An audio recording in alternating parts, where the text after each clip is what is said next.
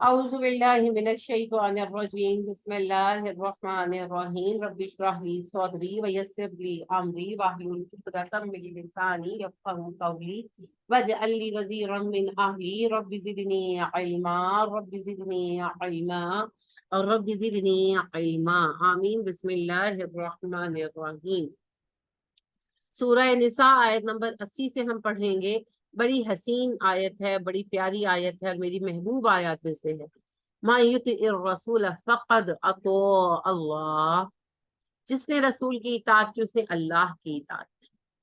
دیکھیے نبی کیا کرتے ہیں، جو اللہ کہتے ہیں، ہے نا، ہر نبی کا یہی معاملہ ہے اور ہم سبھی نبیوں پر ایمان لاتے ہیں، تصدیق کرتے ہیں، لیکن عمل ہم صرف نبی کریم صلی اللہ علیہ وسلم کے طریقے پر کرتے ہیں۔ وجہ کسی اور کا طریقہ محفوظ ہی نہیں ہے نا، ورنہ اگر محفوظ ہو تو کسی کے بھی طریقے پر عمل کریں۔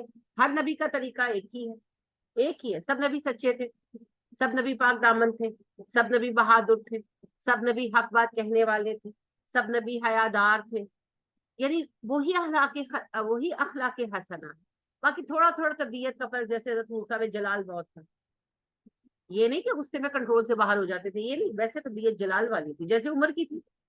نبی اکرم صلی اللہ علیہ وسلم نے کہا عمر کی مثال موسیٰ جیسی ہے علیہ السلام، اور ابو بکر کی مثال ابراہیم جیسی۔ تو ابراہیم علیہ السلام بہت نرم مزاج تھے، یعنی کہ دوسرے کو تکلیف میں دیکھ کر دل نرم پڑ جاتا تھا کسی پر۔ جیسے آپ دیکھیں نا قوم لوط کو اللہ نے جب عذاب دینے کا فیصلہ بھی کیا تو ابراہیم کہنے لگے تھوڑا سا ٹائم دو، فرشتوں کو کہا تھوڑا رک جاؤ، میں اللہ سے دعا کرتا ہوں شاید عذاب ٹال جائے۔ فرشتوں نے کہا ابراہیم اب فیصلہ ہو چکا ہے، اب آپ چپ کرتے ہیں، اس معاملے میں بحث نہ کریں۔ تو ایسے تھے۔ اور موسیٰ علیہ السلام جلال والے تھے، جب اللہ کے دین کے معاملے میں نافرمانی دیکھتے تھے تو غضبناک ہو جاتے۔ تو وہ ذاتی خوبیاں سب کی ہیں، لیکن اوور آل اخلاق نبوی وہی جنہیں ہم عام طور پر اخلاق حسنہ کہتے ہیں۔ تو کسی بھی نبی کو فالو کریں گے تو وہ اللہ کی اطاعت ہوگی، لیکن ہم کسی اور کو فالو کر نہیں سکتے کبھی بھی، کیونکہ ہمارے پاس ان کے ایگزیکٹ حالات زندگی نہیں ہے۔ کس کے ہیں؟ نبی کریم صلی اللہ علیہ وسلم۔ صحابہ کرام رضی اللہ تعالیٰ عنہم علیہم اجمعین نے نبی اکرم صلی اللہ علیہ وسلم سے محبت کی، سچی محبت، ہمارے والی محبت نہیں۔ غلامی رسول میں موت بھی قبول ہے، جھوم جھوم کے پڑھ لو، سال میں 1-2 دفعہ نعت محفل کرا لو، تو بس یہ ہم تو عاشق رسول ہیں، ٹائٹل مل گیا۔ نماز نہ پڑھیں، جھوٹ بولیں، ناپ تول میں فرق کریں، عورتوں کو تاڑیں، عورتیں مردوں کو تاڑیں، گانے سنیں، سب کچھ کریں، پھر بھی ہم عاشق رسول ہیں۔ کیوں؟ ہم نعت پڑھتے، کیوں ہم نعت سنتے۔ یہ محبت کا کرائٹیریا نہیں ہے۔ محبت تو صحابہ نے کی، نبی کریم صلی اللہ علیہ وسلم کی ایک ایک عادت کو آبزرو کیا۔ دیکھیے بیان کرنے سے پہلے آبزرو کرنا ضروری ہے۔ آپ مجھے بتائیں، آپ کو اپنی امی سے محبت ہے؟ سبھی کو ہوتی ہے۔ آپ مجھے بتا سکتی ہیں آپ کی امی کھانا کیسے کھاتی تھی؟ آپ کہیں گے جی جیسے سب کھاتے تھے، میں بھی یہی کہوں گی، کبھی نہیں غور سے دیکھا کہ امی کیسے بائٹ بناتی تھی۔ صحابہ کو دیکھے وہ بتاتے ہیں آپ صلی اللہ علیہ وسلم اپنی 2 انگلیاں بند کر دیتے، انگوٹھا اور پہلی 2 انگلیوں کے ساتھ بائٹ لیتے، چھوٹی بائٹ لیتے، سمیٹ لیتے اس کو، اپنی 3 انگلیوں کے درمیان رول اپ کر لیتے اور پھر منہ میں ڈالتے۔ آپ کبھی بڑی بائٹ نہیں لیتے۔ آپ صلی اللہ علیہ وسلم اپنے آگے سے کھاتے تھے، کبھی پلیٹ کے سینٹر سے نہیں اٹھاتے۔ آپ صلی اللہ علیہ وسلم کو چن چن کر کھانا پسند نہیں تھا، کہ یہ نہیں کہ جیسے پلیٹ میں ڈالا ہے تو ہوتا ہے نا مٹر آلو پکائے ہیں تو جی میں مٹر نہیں کھاتی، میں آلو اٹھا کے کھا لوں۔ آپ صلی اللہ علیہ وسلم پسند نہیں کرتے تھے، تو اپنے آگے سے کھاتے تھے۔ اب یہ کتنی باریکی ہے، اور ایک نہیں کئی صحابہ کا بیان ہے، مطلب کہ وہ غور کرتے تھے کہ آپ صلی اللہ علیہ وسلم کیسے کھاتے۔ آپ جب بائٹ چیو کرتے تھے تو آپ منہ کھلا نہیں رکھتے تھے، آن کر کے چیو نہیں کرتے تھے، آپ ہونٹ بند رکھ کے چیو کرتے، اور بائٹ چھوٹی ڈالتے تھے کہ منہ بند رکھ سکتے۔ کبھی آپ نے صحابہ کہتے اتنا نوالا منہ میں نہیں ڈالا کہ منہ بھر جائے، اسٹف ہو جائے۔ ہوتا ہے نا بعض اوقات غلطی سے، اب تو بڑے ہو گئے، بچپن میں تو کر لیتے تھے، اب تو نہیں کرتے، لیکن کبھی غلطی سے بڑا بائٹ منہ میں ڈال لیتے ہیں غلطی سے، تو وہ پھر چبانا مشکل ہو جاتا ہے، پھر اوپر سے پانی پیتے ہیں کہ اندر جائے، ہوتا ہے نا، ہو جاتا ہے انسان۔ اسی طرح آپ صلی اللہ علیہ وسلم بہت گرم کھانا نہیں کھاتے تھے، بہت ٹھنڈا بھی نہیں کھاتے تھے، درمیانہ کھانا۔ اگر کبھی ہوتا ہے نا کوئی پکوڑا شکوڑا بن رہا ہے، آپ کو پسند ہے، آپ نے منہ میں ڈال دیا، وہ اندر سے گرم نکلا ہے، تو پھر فو کرتے پھرتے وہ اندر سے حلق کو تقریباً جلا دیتے۔ تو آپ صلی اللہ علیہ وسلم کی یہ عادت، آپ دیکھیں صحابہ کتنا آبزرو کرتے تھے، آپ کیسے نوالا لیتے ہیں۔ اچھا آپ صلی اللہ علیہ وسلم بیٹھتے تھے کھانا کھاتے ہوئے تو ایک ٹانگ بچھا کر ایک ٹانگ کھڑی کر، اور ٹیک کھانا کھاتے وقت ٹیک لگا کے نہیں بیٹھتے تھے، ایک دفعہ امہات المومنین اما حفصہ اور عائشہ صدیقہ رضی اللہ تعالیٰ عنہ نے آپ کے لیے ایک بیک سیٹ گدی بنا دی اور کہا آپ کے لیے بنائیے، آپ دیکھ لگا کے بیٹھ کے کھانا کھایا کریں. آپ نے کہا نہیں، میں غلاموں کی طرح کھانا پسند کروں. آپ دیکھیں نا، آپ کے کام والے ہوں تو آپ کھانا دیں تو کیا کرتے ہیں؟ وہ نارملی زمین پہ بیٹھ جاتے ہیں، کھا لیتے ہیں، ہے نا. تو آپ صلی اللہ علیہ وسلم نے کہا میں اللہ کا بندہ ہوں، میں غلاموں کی طرح، اللہ کے غلام کی طرح کھانا پسند کرتا ہوں، مجھے سیٹ لگا کے بیٹھ. فرق پڑتا ہے، آپ کے ایٹیٹیوڈ میں فرق پڑتا ہے، ہم مانے یا نہ مانے. تو اب دیکھیں صحابہ ہر چیز آبزرو کرتے تھے کہ آپ صلی اللہ علیہ وسلم کیسے بیٹھتے تھے، کیسے کھاتے تھے، آپ ہنستے کیسے تھے. کتنی باریکی ہے. یہ ہے محبت. جس سے محبت ہوتی ہے اس کی ہر ادا دیکھی جاتی ہے. آپ کی ہر ادا نوٹس کی کیوں ادائیں نوٹس کی آپ کی، آپ صلی اللہ علیہ وسلم کی حرکتوں پر، آپ کے چلنے پھرنے پر نظر رکھی. کیوں رکھی؟ ویسا کرے. آپ جیسا بننے کے لیے نبی کریم صلی اللہ علیہ وسلم کی محبت کا تقاضا ہے کہ ہم ان کے رنگ میں رنگ جائیں. تو کیسے رنگے گی آپ کے رنگ میں؟ جب پتا چلے گا کہ آپ کیسے کرتے تھے. لہٰذا کھانا ہے تو سب سے پہلے یہ پتا چلے کہ نبی صلی اللہ علیہ وسلم کیسے کھاتے ہیں. سونا ہے تو پتا چلے نبی صلی اللہ علیہ وسلم کیسے سوتے ہیں. کپڑے پہننے ہیں تو پتا چلے نبی کریم صلی اللہ علیہ وسلم کیسے کپڑے پہنتے. یہ ساری چیزیں جو ہیں آپ صلی اللہ علیہ وآلہ وسلم کو دیکھنا، نوٹس کرنا صرف اس لیے تھا کہ آپ کے طریقہ حیات کو اپنایا جا سکے، آپ جیسا بنا جا سکے. پھر اگلا مشن کیا؟ اگلا مشن یہ ہے کہ صرف خود تھوڑی بننا ہے، امت کو آپ کے رنگ میں ڈھالنا ہے. تو امت خالی اس عہد میں تو نہیں رہے گی نا، امت تو قیامت تک ہے. تو پھر کیا کرنا پڑے گا؟ آپ صلی اللہ علیہ وسلم کی ادائیں محفوظ رکھنی پڑے. ایک کتاب ہے ادائیں محبوب کی، نبی علیہ وسلم کے معمولات بتائے گئے کہ آپ کیسے کھاتے تھے، آپ کیسے سوتے تھے. محبت کی بات ہے. ویسے تو یہ ایک مستقل موضوع ہے، اس کا مستقل نام ہے معمولات لیل النہار. نبی اکرم صلی اللہ علیہ وسلم کے صبح و شام کے معمولات. یہ باقاعدہ موضوع جس پر شروع سے تابعین کے زمانے سے تابعین نے علیحدہ کتابیں مرتب کی، احادیث نکال کر علیحدہ مرتب کی ہیں کہ نبی صلی اللہ علیہ وسلم کے اخلاق و عادات، کھانا پینا، کپڑے پہننا، سونا جاگنا ایسے. کیوں؟ مقصد کیا تھا جو ہم بھول گئے؟ مقصد تھا نبی اکرم صلی اللہ علیہ وسلم جیسا بننا. آپ اس پر کہیں گے ہم تو نہیں بن سکتے. ہاں 100% تو نہیں بن سکتے، پر جتنا بن سکتے اتنا بھی نہیں بننا. یعنی کہ اگر میں نماز نبی صلی اللہ علیہ وسلم جسے نہیں پڑھ سکتی، کوئی بھی نہیں پڑھ سکتا جو آپ کی نماز تھی، کیا بات ہے. تو کیا اب میں نماز پڑھنا چھوڑوں؟ کیا کروں؟ پڑھوں؟ پھر کیسی پڑھوں؟ میں کہوں کہ بھئی میں نبی صلی اللہ علیہ وسلم کی نماز کا طریقہ پڑھ کے کیا کروں؟ میں تو آپ جیسے نماز ہی نہیں پڑھ سکتی، جو آتا ہے پڑھ دیتی ہوں. یہ صحیح ہے؟ یہ بھی صحیح نہیں ہے. کیا کروں؟ میں آپ کی نماز کا طریقہ بار بار پڑھوں اور کوشش کروں کہ جتنا میں آپ کی نماز سے ملا سکتی ہوں اتنا تو ملاؤں نا. چلو 100% تو اوقات ہی نہیں ہے نا ہماری، 100% نبی صلی اللہ علیہ وسلم جیسی نماز کی تو اوقات ہی نہیں ہے ہماری. لیکن 10%، 20%، 30%، 40% کہیں تو پہنچیں گے نا، ہے نا. تو اس کہیں تک پہنچنے کی ہی کوشش کرنی، کیونکہ ہر بندے کی اپنی اپنی کی طاقت ہے، اپنی اپنی قوت ہے. تو جتنا کر سکے اتنا تو کریں گے. یہی باقی زندگی میں بھی نبی کریم صلی اللہ علیہ وسلم کے قدموں پر قدم رکھتے جائیں، آپ کے نشانات قدم، آپ صلی اللہ علیہ وآلہ وسلم کے طریقے پر چلتے چلے جائیں، نقوش پر چلتے جائیں. ایک سیریز آئی تھی بڑی خوبصورت، نقوش سیرت، آج بھی اویلیبل ہوگی. اس کے 5 یا 6 حصے تھے. بڑا نام اس کا اچھا ہے، نقوش سیرت.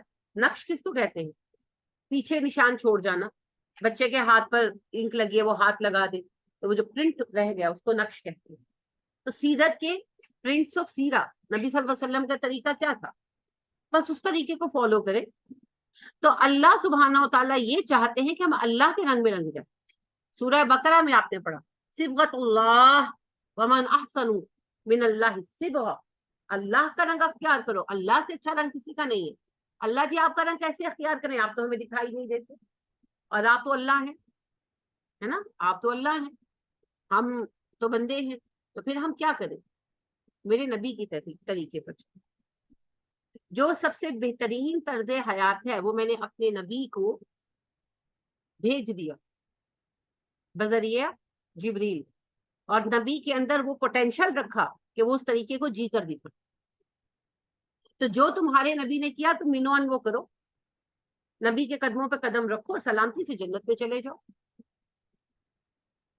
تو بات یہ ہے کہ نبی کریم صلی اللہ علیہ وسلم کو دیکھنا. نبی کریم صلی اللہ علیہ وسلم کی حیات مبارکہ جو ہے وہ سراسر تعلیم ہے ہمارے لیے. لیکن ایک بنیادی بات میں آپ سے جو عرض کروں گی، جس کو اگر آپ نے سمجھ لیا اور مان لیا تو آپ کی زندگیاں بدل جائیں گی انشاءاللہ. وہ بات یہ ہے کہ آپ صلی اللہ علیہ وسلم نے کبھی یہ نہیں کہا کہ دوسرا میرے ساتھ کیا کرتا. آپ نے ہمیشہ اپنے اخلاق پر نظر رکھی. منافق آتے تھے آپ کے سامنے، آپ کے گھر آتے تھے، بیٹھتے تھے، آپ نے کبھی کہا تو منافق ہے؟ یا آپ نے کبھی بدسلوکی کی ہو اور اگلے نے پوچھا ہو تو کہا ہو کہ بھائی اس لیے بدسلوکی کر رہو یہ تو منافق ہے؟ آپ کو تو پکا پتا تھا نا. تو پھر ہم کیسے کر سکتے ہیں؟ آپ صلی اللہ علیہ وسلم سے بدتمیزی کرتے تھے منافق کہ نہیں کرتے تھے؟ کرتے تھے. سامنے کرتے تھے، بیٹھ کر، سامنے بیٹھ کر بدتمیزی کرتے تھے. آپ صلی اللہ علیہ وسلم نظر انداز کر دیتے. حالانکہ آپ چاہتے تو سر قلم کروا سکتے تھے. کروا سکتے تھے کہ نہیں؟ حاکم تھے مدینہ کے اور نبی تو تھے ہی. مگر آپ صلی اللہ علیہ وسلم نے کبھی پلٹ کر جواب بھی نہیں دیا. مکہ میں کفار بدتمیزی کرتے تھے، گالیاں دیتے تھے، تنگ کرتے تھے، آپ نے پلٹ کر کچھ کیا؟ کیوں؟ کر نہیں سکتے تھے؟ کر سکتے تھے. ہم تو کہتے ہیں اینٹ کا جواب پتھر سے دو، دے لیں. لیکن آپ کا سارا اجر، آپ کی سب نیکیاں ضائع ہو، کیونکہ اللہ نے کیا کہا؟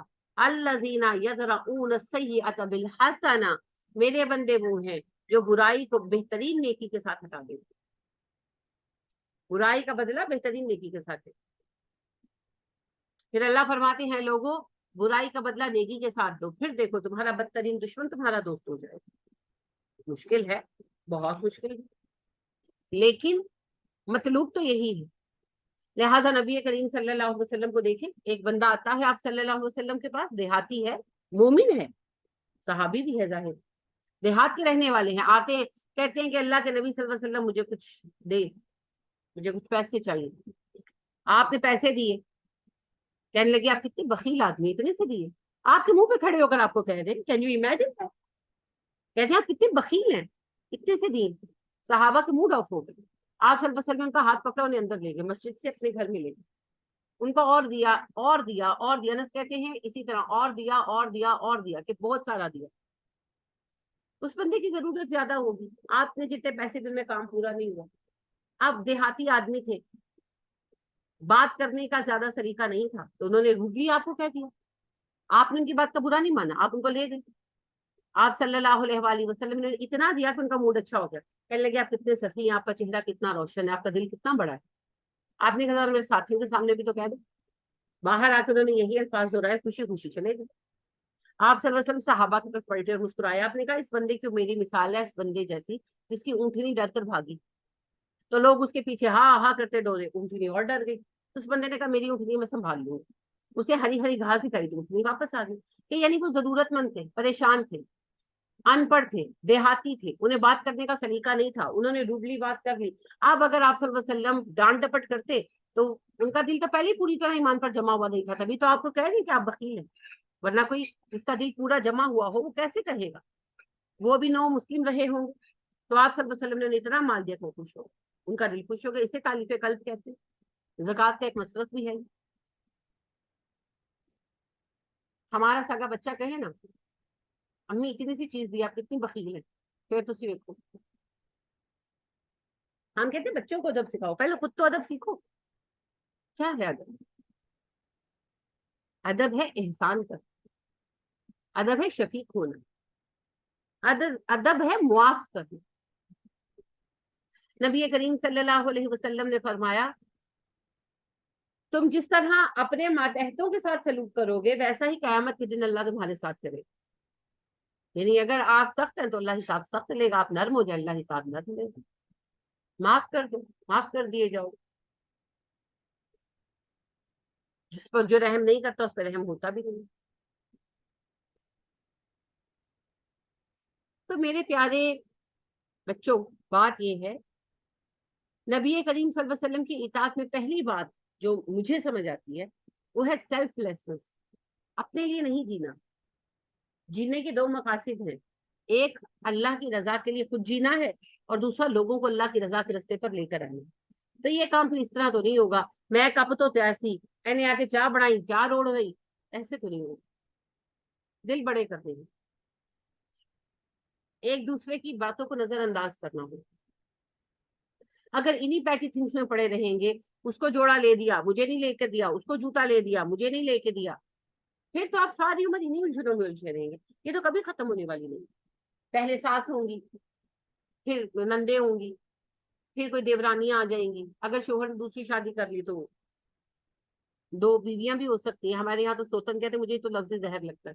بہرحال دو بیویاں ہو سکتی ہیں، پھر بعد میں بہویں آ جائیں گی، ہے نا. تو مقابلہ تو ساری عمر چلتا رہے گا. دل جلانے والے تو ساری عمر موجود رہیں گے. اگر آپ کا دل اتنا ہی ارزاں ہے کہ لوگوں کے غم میں ہی جلتے رہتے ہیں آپ، پھر تو کوئی حل نہیں. حل ہے ان چیزوں سے اوپر اٹھ جانا، ان چیزوں کے اندر رہتے ہوئے ان چیزوں سے اوپر اٹھ جانا. لوگوں سے توقعات چھوڑ دیں، ایکسپیکٹیشن چھوڑ دیں، رشتے سے اللہ کے لیے نبھائیں. جو کریں اللہ کے لیے کریں. ان اجری الی رب العالمین، میرا اجر میرے رب کے پاس ہے جو جہانوں کا رب ہے. اچھا، نبی اکرم صلی اللہ علیہ وسلم کو دیکھیے، آپ نے تو سب کے ساتھ حسن سلوک کیا، اپنے بچوں کے ساتھ بھی. آپ کو کیا ملا؟ یعنی آپ کے بچے فوت ہو گئے، آپ کو تو خدمت بھی نہیں ملی ہوئی. تو کوئی بات نہیں. آپ صلی اللہ علیہ وآلہ وسلم نے جب اللہ نے آپ پر وحی کا سلسلہ شروع کیا تو آپ دیکھیں دوسری یا تیسری وحی مدثر کی تھی. یعنی بعض کہتے ہیں مزمل آئی، دوسری بعض کہتے ہیں مدثر آئی. بہرحال دوسری یا تیسری وحی تھی. تو اس میں کیا پہلی 7 آیتیں آئی تھی، تو آخری آیت کیا تھی؟ 7ویں آیت کیا تھی؟ وَلَا تَمْنُن تَسْتَكْثِرْ، کسی پر احسان اس لیے مت کرو کہ وہ بدل کر تمہیں بڑا اجر دے. تو ہم تو بچوں، اپنے بچے جو پالتے ہیں ہم ان سے بھی توقع رکھتے ہیں کہ کل کو ہمارے خدمت گار ہوں گے. اگر خدمت گار نہیں ہوتے تو ہم روتے رہتے ہیں بیٹھ کر، میں نے اپنے 7 بچے پال لے، میرے بچے میرا خیال 7 مل کے نہیں رکھ سکتے. نہ رکھے. اگر آپ نے اس لیے پالا کہ وہ آپ کی دنیا کی خبر گیری کرے، آپ نے گھاٹے کا سودا کیا، گھاٹے کا سودا کیا. مت امیدیں رکھے لوگوں سے. اللہ کی ذات ہے پالنے والی، اللہ کی ذات ہے. سب کا رب اللہ ہے، سب کا پرووائڈر اللہ ہے. جوانی ہو یا بڑھاپا، صرف اپنے فرض پورے کریں، اپنی ذمہ داریاں. اور کیسے پوری کریں؟ احسن طریقے سے. اور پھر جو لوگوں کی طرف سے مصیبت آئے اس پر صبر جمیل کریں، جیسے ہمارے پیارے نبی صلی اللہ علیہ وسلم نے کیا. میں پھر آپ کے سامنے وہی اگزامپل رکھوں گی. آپ صلی اللہ علیہ وآلہ وسلم سب سے زیادہ پیار کرتے تھے عائشہ صدیقہ رضی اللہ تعالیٰ عنہ. عبداللہ بن ابی نے آپ پر الزام لگایا عائشہ پر، پھر اللہ نے اسے جھوٹا ثابت کیا، سورہ نور کی آیتیں اتری. آپ نے پھٹے منہ بھی کہا عبداللہ بن ابی کو، حالانکہ قرآن نے بتا دیا تھا یہ بندہ جھوٹا ہے. آپ نے پھٹے منہ بھی کہا، کچھ بلا کر کہا، یا کبھی ایسا کہ آپ نے ایک غصے کی نظر ہی ڈالی ہو اس پر؟ کچھ بھی نہیں کہا، کچھ بھی نہیں کہا. صرف اما عائشہ صدیقہ رضی اللہ تعالیٰ عنہ کی پاکی ثابت کرنا مقصود تھا، وہ اللہ نے کر دی، بات ختم. اب جس نے جو کیا، قیامت کے دن اما عائشہ صدیقہ رضی اللہ تعالیٰ عنہ جیسی عورت پر الزام لگانے کا جرم اور گناہ کا بوجھ کس پر ہو؟ عبداللہ بن ابی پر نا. جواب دے گا نا قیامت کے دن، اتنا ہی بہت ہے. کیا جواب دے گا اس دن؟ ابو بکر کی بیٹی، نبی صلی اللہ علیہ وسلم کی بیوی، مومنوں کی ماں، ایک پاک دامن عورت، اتنا بڑا اس نے الزام لگایا، بہتان باندھا. کیا جواب دے گا قیامت کے دن؟ اس سے بڑی کوئی بات ہے؟ کوئی اس سے بڑی بات نہیں، اس سے بڑی کوئی بات ہے ہی نہیں. تو اب اور کس لیے اپنے آپ کو کوئی بھی ڈیگریڈ کرے؟ یہ الجھنا چھوڑ دیجیے. سنت رسول کا بنیادی پہلو کیا ہے؟ Self lessons. اپنے آپ کو مٹا ڈالیں اللہ کی رضا کی. جب تک آپ یہ نہیں کریں گے، نہ خود اللہ کی رضا کے راستے پر چل سکیں گے اور نہ دوسروں کو بلا سکیں گے. کیونکہ اس راہ میں مشقتیں تو آئیں گی. کوئی آپ کو ہار پھول نہیں پہنائے گا. اللہ ہے نا ہار پھول پہنانے والا، قیامت کے دن پہنا دے گا یونیورسل لیول پر. آج کیوں ہم انتظار کریں کہ کوئی آئے مجھے ہار پھول پہنائے؟ تو لہٰذا اللہ کے بندو نبی کریم صلی اللہ علیہ وسلم کے طریقے کو اختیار کریں اور اس طریقے کی بنیاد کو پکڑے. باقی چیزیں تو پھر آپ زندگی میں آگے آگے آگے آگے اپناتے جائیں گے انشاءاللہ. بنیادی چیز کو اپنائیں گے اور وہ ہے اللہ کی رضا کے لیے اپنے آپ کو مٹا ڈالنا. مشکل ہے مگر مقصود یہی ہے. ومن تولا، جس نے منہ موڑا، فما ارسلنا کا، نہیں ہم نے بھیجا آپ کو، علیہم ان پر، حفیظاً نگران بنا کر. اور اے نبی صلی اللہ علیہ وسلم، جس نے اطاعت سے منہ موڑا، ہم نے آپ کو ان پر نگران نہیں بنایا. ایک بات یہاں سمجھ لے، اسلامی حکومت نگران ہے. یہ بات ہو رہی ہے غیر مسلموں کی. اگر وہ غیر مسلم اسلام نہیں لاتا تو اس کی مرضی، ہم اس کو ڈنڈے مار کے مسلمان نہیں کرائیں گے. لیکن ایک مسلمان جو اسلامی ریاست کا فرد ہے، اس پر اسلامی قوانین کی پابندی فرض ہے. اس کی مثال آپ یوں لیں، یونیورسٹی ہے نا پنجاب، بہت بڑی یونیورسٹی ہے، تو کیا اس کا ذمہ یہ ہے کہ باہر جتنے بی اے پاس یا یعنی میٹرک پاس پھر ان کو کھینچ کر لے جائیں، چلو آ کے بی اے کرو؟ کریں گے وہ؟ ایسا نہیں کریں گے نا. اگر وہ کسی کو پکڑ کر زبردستی لے جائیں تو ان پر کیس ہو جائے. لیکن جنہوں نے داخلہ لے لیا، اگر وہ ایبسنٹ ہوتے ہیں تو پھر جرمانہ ہوگا، پھر وارننگز ملیں گی. زیادہ تنگ کریں گے تو خارج کر دیا جائے گا نام. پھر یہ نہیں کہہ سکتے ہماری مرضی، ہم پڑھیں یا نہ پڑھیں. یہ کون ہوتے ہیں ہمیں کہنے والے؟ کہہ سکتے ہیں؟ نہیں کہہ سکتے، کیونکہ جب ایڈمیشن لے لیا ہے، اب آپ پارٹ آف دا یونیورسٹی ہیں، آپ کو یونیورسٹی کے رولز اینڈ ریگولیشن کو فالو کرنا. ایسے ہی ہے. تو بالکل اسی طرح جو بندہ مسلمان نہیں ہے، وہ اسلام قبول کرے یا نہ کرے، ہم جبر نہیں کر سکتے، ہم صرف انوائٹ کریں گے. لیکن جب ایک بندہ مسلمان ہو گیا اور اسلامی ریاست میں رہتا ہے تو اس پر اسلامی قوانین کو فالو کرنا فرض ہے. ابھی تو مسئلہ یہ ہے کہ اسلامی قوانین نافذ نہیں نا بدقسمتی سے. اللہ کرے ہمیں وہ دن ہماری زندگی میں دیکھنا نصیب ہو کہ اسلامی قوانین کا نفاذ ہو. اب اگر کوئی اسلامی حکومت میں رہنے والا بندہ اسلامی قوانین کو فالو نہیں کرتا تو اسے سزا ملے گی. اس کی مثال ہے سعودیہ اور بھی عرب ممالک. کوئی نماز نہ پڑھے تو فائن کرتے ہیں نا، ان کو حق ہے، وہ کر سکتے ہیں.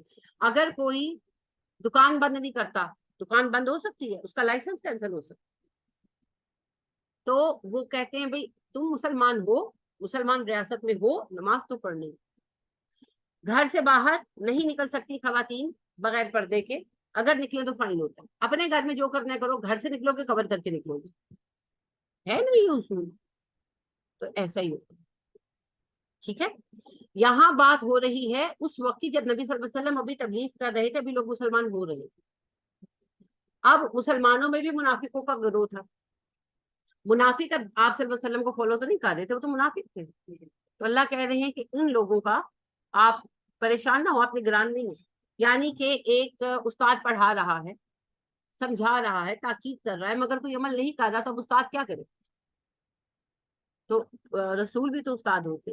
تو آپ صلی اللہ علیہ وسلم نے پڑھایا، بلایا، بتایا، اب مسلمان ہو گئے. مسلمان ہونے کے بعد مسلمانوں کا گروہ منافق بنا، انہوں نے آپ کے طریقے کو دل سے قبول نہیں کیا. تو اللہ کہہ دے کہ آپ پریشان نہ ہو، آپ کی یہ ذمہ نہیں ہے کہ آپ نے انہیں پریکٹیکل مسلم بھی بنانا ہے. وہ پریکٹسنگ مسلم انہوں نے خود بننا ہے. آپ کا کام صرف بلاغ کا ہے. ہاں، جب کوئی آ کر کہے گا کہ مجھ میں منافقت ہے تو آپ ہیلپ کر دیں گے. سمجھ گئے؟ وَيَقُولُونَ، وہ کہتے ہیں، طاعَةٌ، اطاعت. وہ کہتے ہیں ہم اطاعت کریں گے. ان کے جب آپ صلی اللہ علیہ وسلم کے پاس آتے ہیں تو کہتے ہیں طاعت. منافقوں کی بات ہو رہی ہے نا. آپ کے سامنے آتے تو کہتے ہیں ہم تو آپ کے بڑے قدردان ہیں، ہم تو آپ کے بڑے فرما بردار ہیں. چکنی چپڑی باتیں کرتے. ومن تولا، اور جو ہی اس نے منہ پھیرا، فمات نہیں ارسلنا کا، سوری، وَيَقُولُونَ طاعَةٌ، اور وہ کہتے ہیں اطاعت کریں گے، فَإِذَا بَرَزُوا، جب نکلتے ہیں، من عندک، آپ کے پاس سے، بیتا، مشورے کرتے ہیں رات میں. بیت کے اندر یہ بات شامل ہے، بایاتا کے اندر بیت بیت سے ہے، اور بیت جب ہو جاتا ہے تو اس کا مطلب ہوتا ہے رات کے وقت خفیہ میٹنگز کرنا. طائفتٌ، ایک گروہ، منہم، ان میں سے، غیرہ، علاوہ، الذی، اس کے جو تقول آپ کہہ رہے تھے. آپ کے سامنے ہوتے ہیں تو کہتے ہیں جی ہم فرما بردار ہیں، مگر جب آپ کے پاس سے چلے جاتے ہیں تو رات کے اندھیرے میں ان کا ایک گروہ آپس میں ان باتوں کے مشاورت کرتا ہے جو آپ کے حکم کے خلاف ہوتے ہیں. یعنی آپ صلی اللہ علیہ وسلم کی کوئی پلان ہوتا، کوئی منصوبہ ہوتا، اس کو بگاڑنے کی کوششیں کرتے. آپ کے سامنے تو بڑے خادم بنتے، اور جب آپ کے سامنے سے چلے جاتے تو نافرمانیوں پر کمر بستہ ہو جاتے. واللہ، اور اللہ، یکتب، لکھ رہا ہے، ماں جو یبیتون، وہ راتوں کو مشورے کرتے ہیں. جو مشورے وہ راتوں کو کرتے ہیں اللہ کریم وہ لکھ رہا ہے. یعنی اللہ فرما رہے ہیں کہ یہ جو ان کی منافقتیں ہیں، ان کو لگتا ہے کسی کو پتا نہیں ہے. افراد میں کسی کو نہ بھی پتا ہو، اللہ کریم کو تو پتا ہے نا. اللہ کہتے ہیں میں سب لکھ رہا ہوں. وہ مشورے جو یہ راتوں کو اپنے گھروں میں چوری چھپے بیٹھ کر کرتے ہیں. راتوں کو گھروں میں بیٹھ کر جو مشورے ہوتے ہیں ان کو کیا کہا جاتا ہے؟ سازشیں. جیسے راتوں رات عمران خان کو اتار کر شہباز شریف صاحب آ گئے. پہلی بار نہیں ہوا, نواز شریف کو اتار کر مشرف آئے تھے, ہے نا, نواز شریف کو اتار کر مشرف آئے تھے. بے نظیر کو اتار کر کون آیا تھا؟ بس ایسا مجھے ٹھیک سے یاد نہیں, لیکن بے نظیر صاحبہ کا بھی ٹینیور تقریباً آدھا ہوا تھا, 2.5 سال ہوئے تھے, تو راتوں رات ان کو اتار دیا. پھر نواز شریف صاحب بھی اتار دیے گئے راتوں رات. اب عمران خان کو تو 1.5 سال دیا مشکل سے, بیئر کیا عمران خان کو 1.5 سال کیا, پھر ان کو بھی اتار دیا. ہو سکتا ہے ٹائم میں تھوڑا آگے پیچھے ہوں, میں اتنا زیادہ ان پر توجہ نہیں دیتی. اور آپ کو یہ بھی یاد ہوگا کہ رات 12 بجے عدالت نے فیصلہ دیا تھا, ہے نا. میں آپ کو سیاست کی بات نہیں اس وقت کر رہی, میں آپ کو بتا رہی ہوں سازشیں. حکمران کے خلاف اگر حکمران غلط ہے, آپ کو حق ہے آپ کورٹ میں جائیں, لیکن آدھی رات کو کورٹ کیوں کھولا گیا؟ کیا آفت تھی؟ کون سی سازش تھی؟ دن نہیں چڑھنا تھا؟ چڑھنا تھا نا دن. دن کے 12 بجے بھی تو فیصلہ ہو سکتا تھا. کیا تھا یہ؟ سازش. سازش. یہ بڑی دلچسپ چیزیں ہوتی ہیں جی, اور آپ کو سازش کا اندازہ ہونا چاہیے.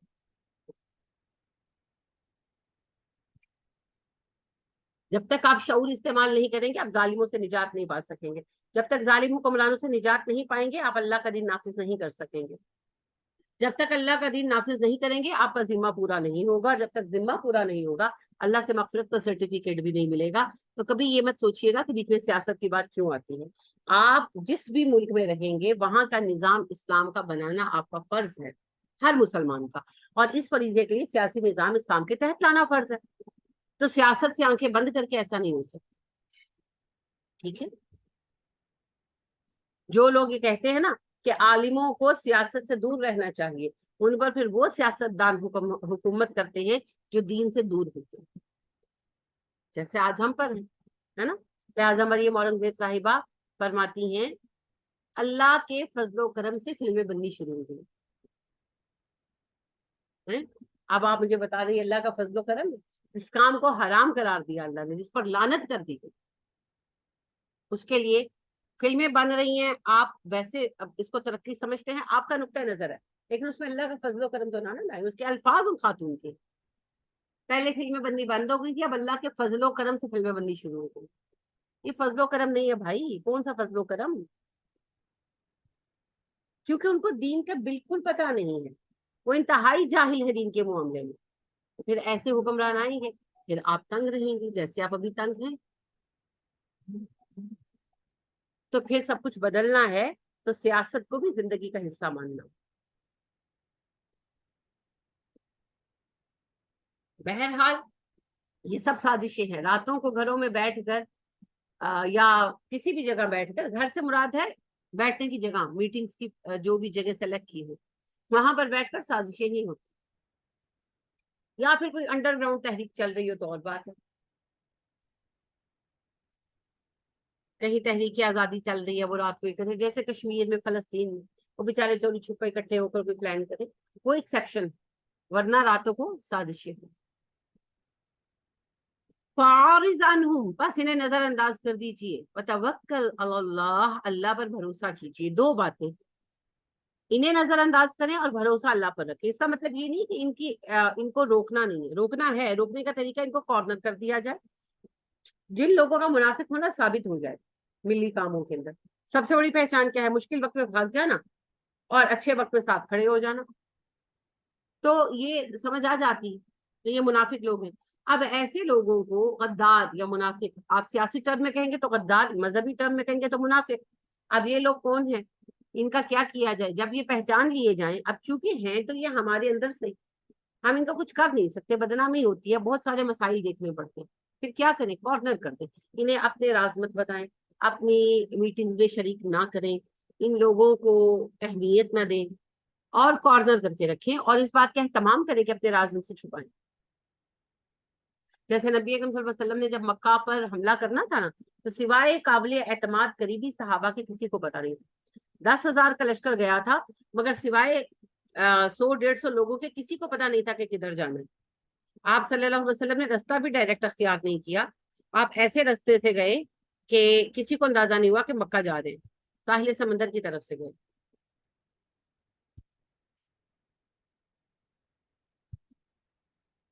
تو یہ جو ہوتا ہے نا اسٹریٹجی ہوتی ہے.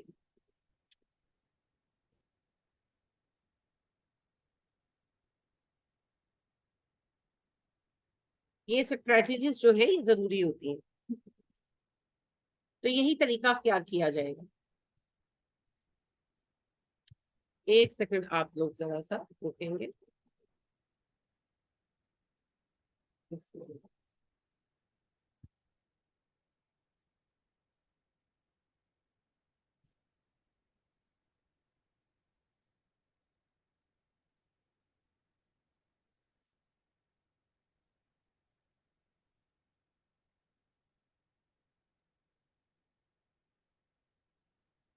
اصل میں تھوڑا سا جو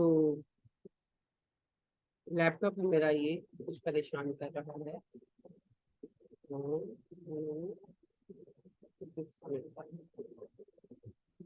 اچھا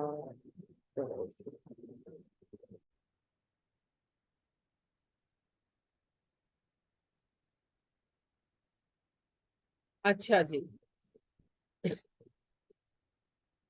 تو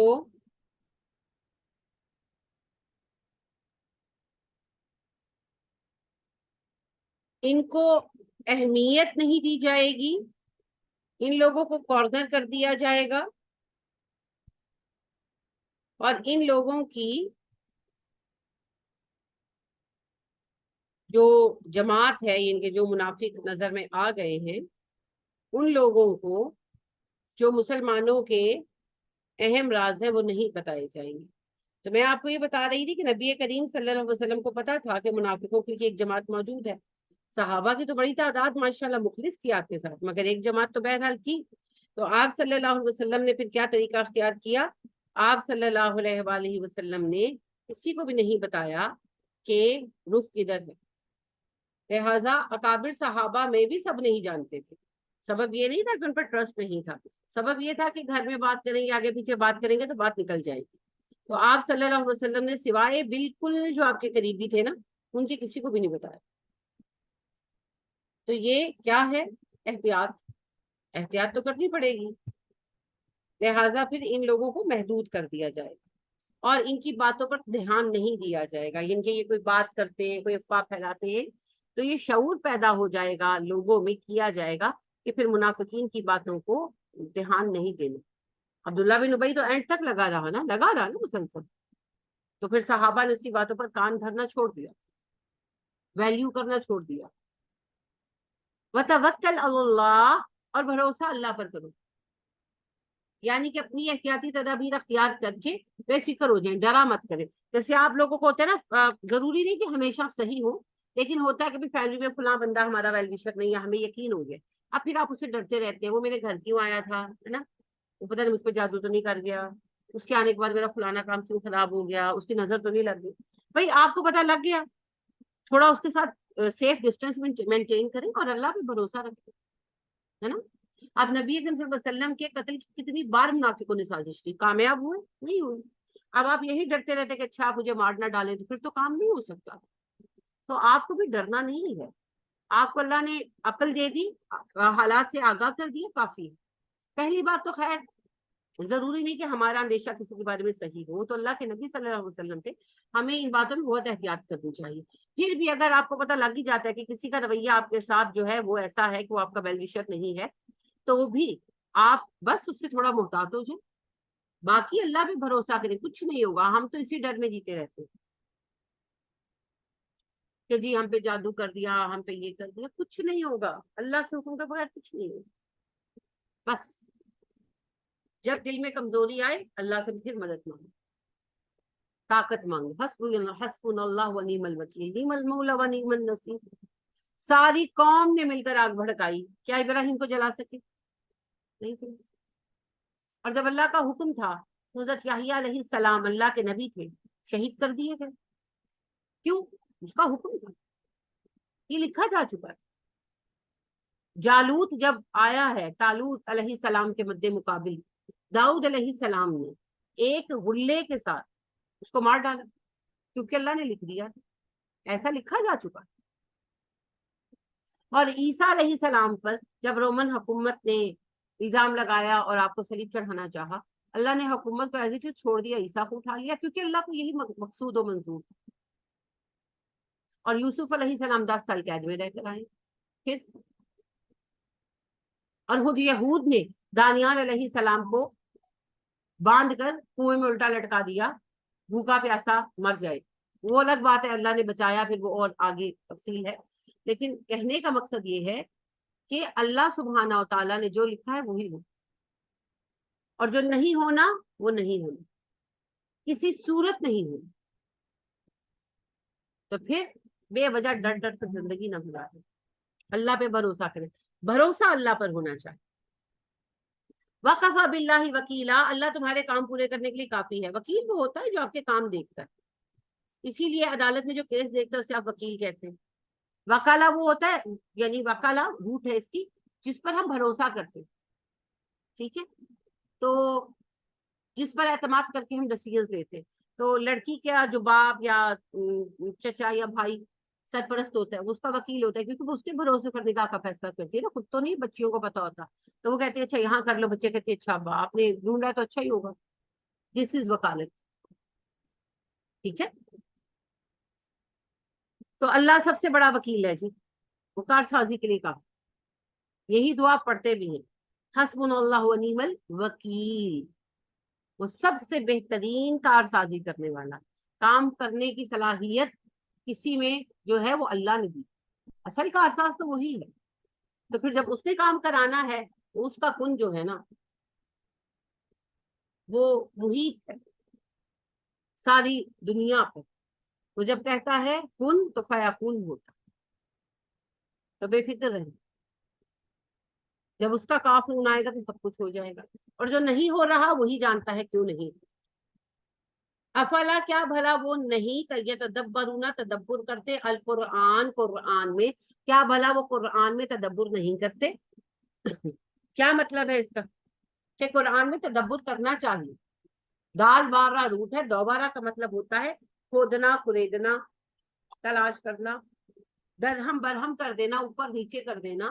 تو جب آپ کسی چیز کو تلاش کرتے تبھی چیزیں اوپر نیچے کرتے ہیں، الماری کو کب آپ تہس نہس کرتے ہیں؟ جب آپ اس میں سے کچھ ڈھونڈ رہے ہوتے ہیں۔ تو قرآن میں بھی معنی تلاش کرو، لہذا غور و فکر، ٹھیک ہے۔ تو قرآن میں تفکر کرنا، غور و فکر کرنا۔ تو اللہ سوال کریں افلا یتدبرون القرآن، کیا وہ قرآن میں تدبر نہیں کرتے، گہرائی سے غور و فکر نہیں کرتے؟ معنی یہ ہوا کہ قرآن میں غور و فکر کرنا فرض۔ وَلَوْ كَانَ مِنْ عِنْدِ غَيْرِ اللَّهِ، اگر یہ قرآن اللہ کے سوا کسی کی طرف سے ہوتا، لَوَجَدُوا، وہ پاتے فِيهِ اس میں اختلافاً کثیراً، بہت سارے اختلاف۔ اگر قرآن اللہ کے سوا کسی کی طرف سے ہوتا تو اختلاف ہوتا۔ آپ دنیا کا کوئی موضوع پڑھ لیں، سیاست پڑھ لیں، ثقافت پڑھ لیں، مختلف خیالات ہیں نا، مختلف ازمز ہیں، لیکن قرآن جو بات شروع میں کہتا ہے وہی اینڈ تک چل گئی۔ تو اللہ کہہ رہے ہیں کہ کوئی اختلاف رائے نہیں ہے، یہ بات ثبوت ہے کہ یہ میرا کلام ہے۔ وَإِذَا جَاءَهُمْ، جب آتا ہے ان کے پاس، امرن کوئی معاملہ، من الامن، امن کا، اوil خوفی یا خوف کا، اغاؤ بھی، اسے پھیلا دیتے ہیں۔ منافقین کا رویہ بتایا جا رہا ہے کہ جب کوئی افواہ پہنچتی ہے اسے پھیلا دیتے ہیں، جیسے آپ کا میڈیا پھیلاتا ہے آج کل، ہے نا، عجیب و غریب افواہیں۔ وَلَوْ رَدُّوهُ إِلَى الرَّسُولِ، اگر وہ اس بات کو لوٹاتے رسول کی طرف، وَإِلَى أُولِي الْأَمْرِ، یا اپنے امیر لوگوں کی طرف، امیر سے مراد لیڈرز جن کو ان کا حاکم بنایا گیا، منہم جو ان میں سے ہیں، لَعَلِمَهُ الَّذِينَ، تو وہ جان لیتے، يَسْتَنبِطُونَهُ جو نتیجہ نکال سکتے ہیں، منہم اس سے، استنباط ہوتا ہے بات کا اصل مطلب نکالنا۔ اللہ کہتے ہیں اگر یہ اس بات کو، افواہ کو پھیلانے کی بجائے رسول اکرم صلی اللہ علیہ وسلم کو بتاتے یا اپنے لیڈرز کو بتا دیتے جو ان کے علاقے کے حاکم وغیرہ ہیں، تو وہ علم والے ہیں، وہ اس بات کا اصل مطلب نکال لیتے اور پھر دیکھتے کہ بات پھیلائی جانی چاہیے یا نہیں، ٹھیک ہے۔ تو مختلف طرح کی افواہیں ہوتی رہتی ہے نا، پھیلتی رہتی ہیں، اور بعد میں پتہ چلتا ہے کہ بیکار ہے۔ اچھا ایک چھوٹی سی بات پچھلے دنوں چلی تھی، بڑے اس پہ شوز وغیرہ بھی ہوئے تھے، ایک بندے نے پانی سے گاڑی چلائی ہے، یاد ہے کوئی 2 سال پہلے، گاڑی کو پانی کے ساتھ چلایا، بڑا ہوا تھا، اس کے اوپر بڑے شو ہوئے تھے، کیمسٹری کے بڑے بڑے پروفیسر آ کے بیٹھ کر فزکس کیمسٹری کی اس سے بحث کر رہے تھے، میں تو ان پر حیران تھی، دماغ خراب ہے۔ میں نے تو سادہ سی بات، میرے میاں کہتے دیکھو یہ کیا گپ مارا ہے، میں نے کہا سر میری بات سنیں، اگر پانی سے گاڑی چل سکتی تو امریکہ عراق پہ حملہ کیوں کرتا ہے نا، پانی سے گاڑی چلا لیتا۔ اب عراق کی فتح کے بعد کیا ہوا ہے، عراق اور شام سے امریکہ تک پائپ لائن ڈالی جا رہی ہے، دیکھیے اب تو کافی مکمل بھی ہو گئی ہوگی۔ کس لیے؟ دنیا میں تیل پیدا کرنے والا سب سے بڑا ملک کون سا ہے؟ سب نہ ہلائیں، پوچھ رہی ہوں، بتائیں۔ سعودیہ، شاباش، اور سعودیہ کے بعد دوسرا عراق، تیسرا شام۔ سعودیہ پر تو حملہ کر نہیں سکتے، کیونکہ سعودیہ پر حملہ کاش کر دے ساری امت مسلمہ متحد ہو جائے گی، بھول جائیں گے سارے کہ کون قادیانی تو کون شیعہ تو کون سنی، سب ختم ہو جائے گا، ایک مرکز پر آ جائے گی۔ یہ غلطی وہ نہیں کریں گے، یہ وہ بھی جانتے۔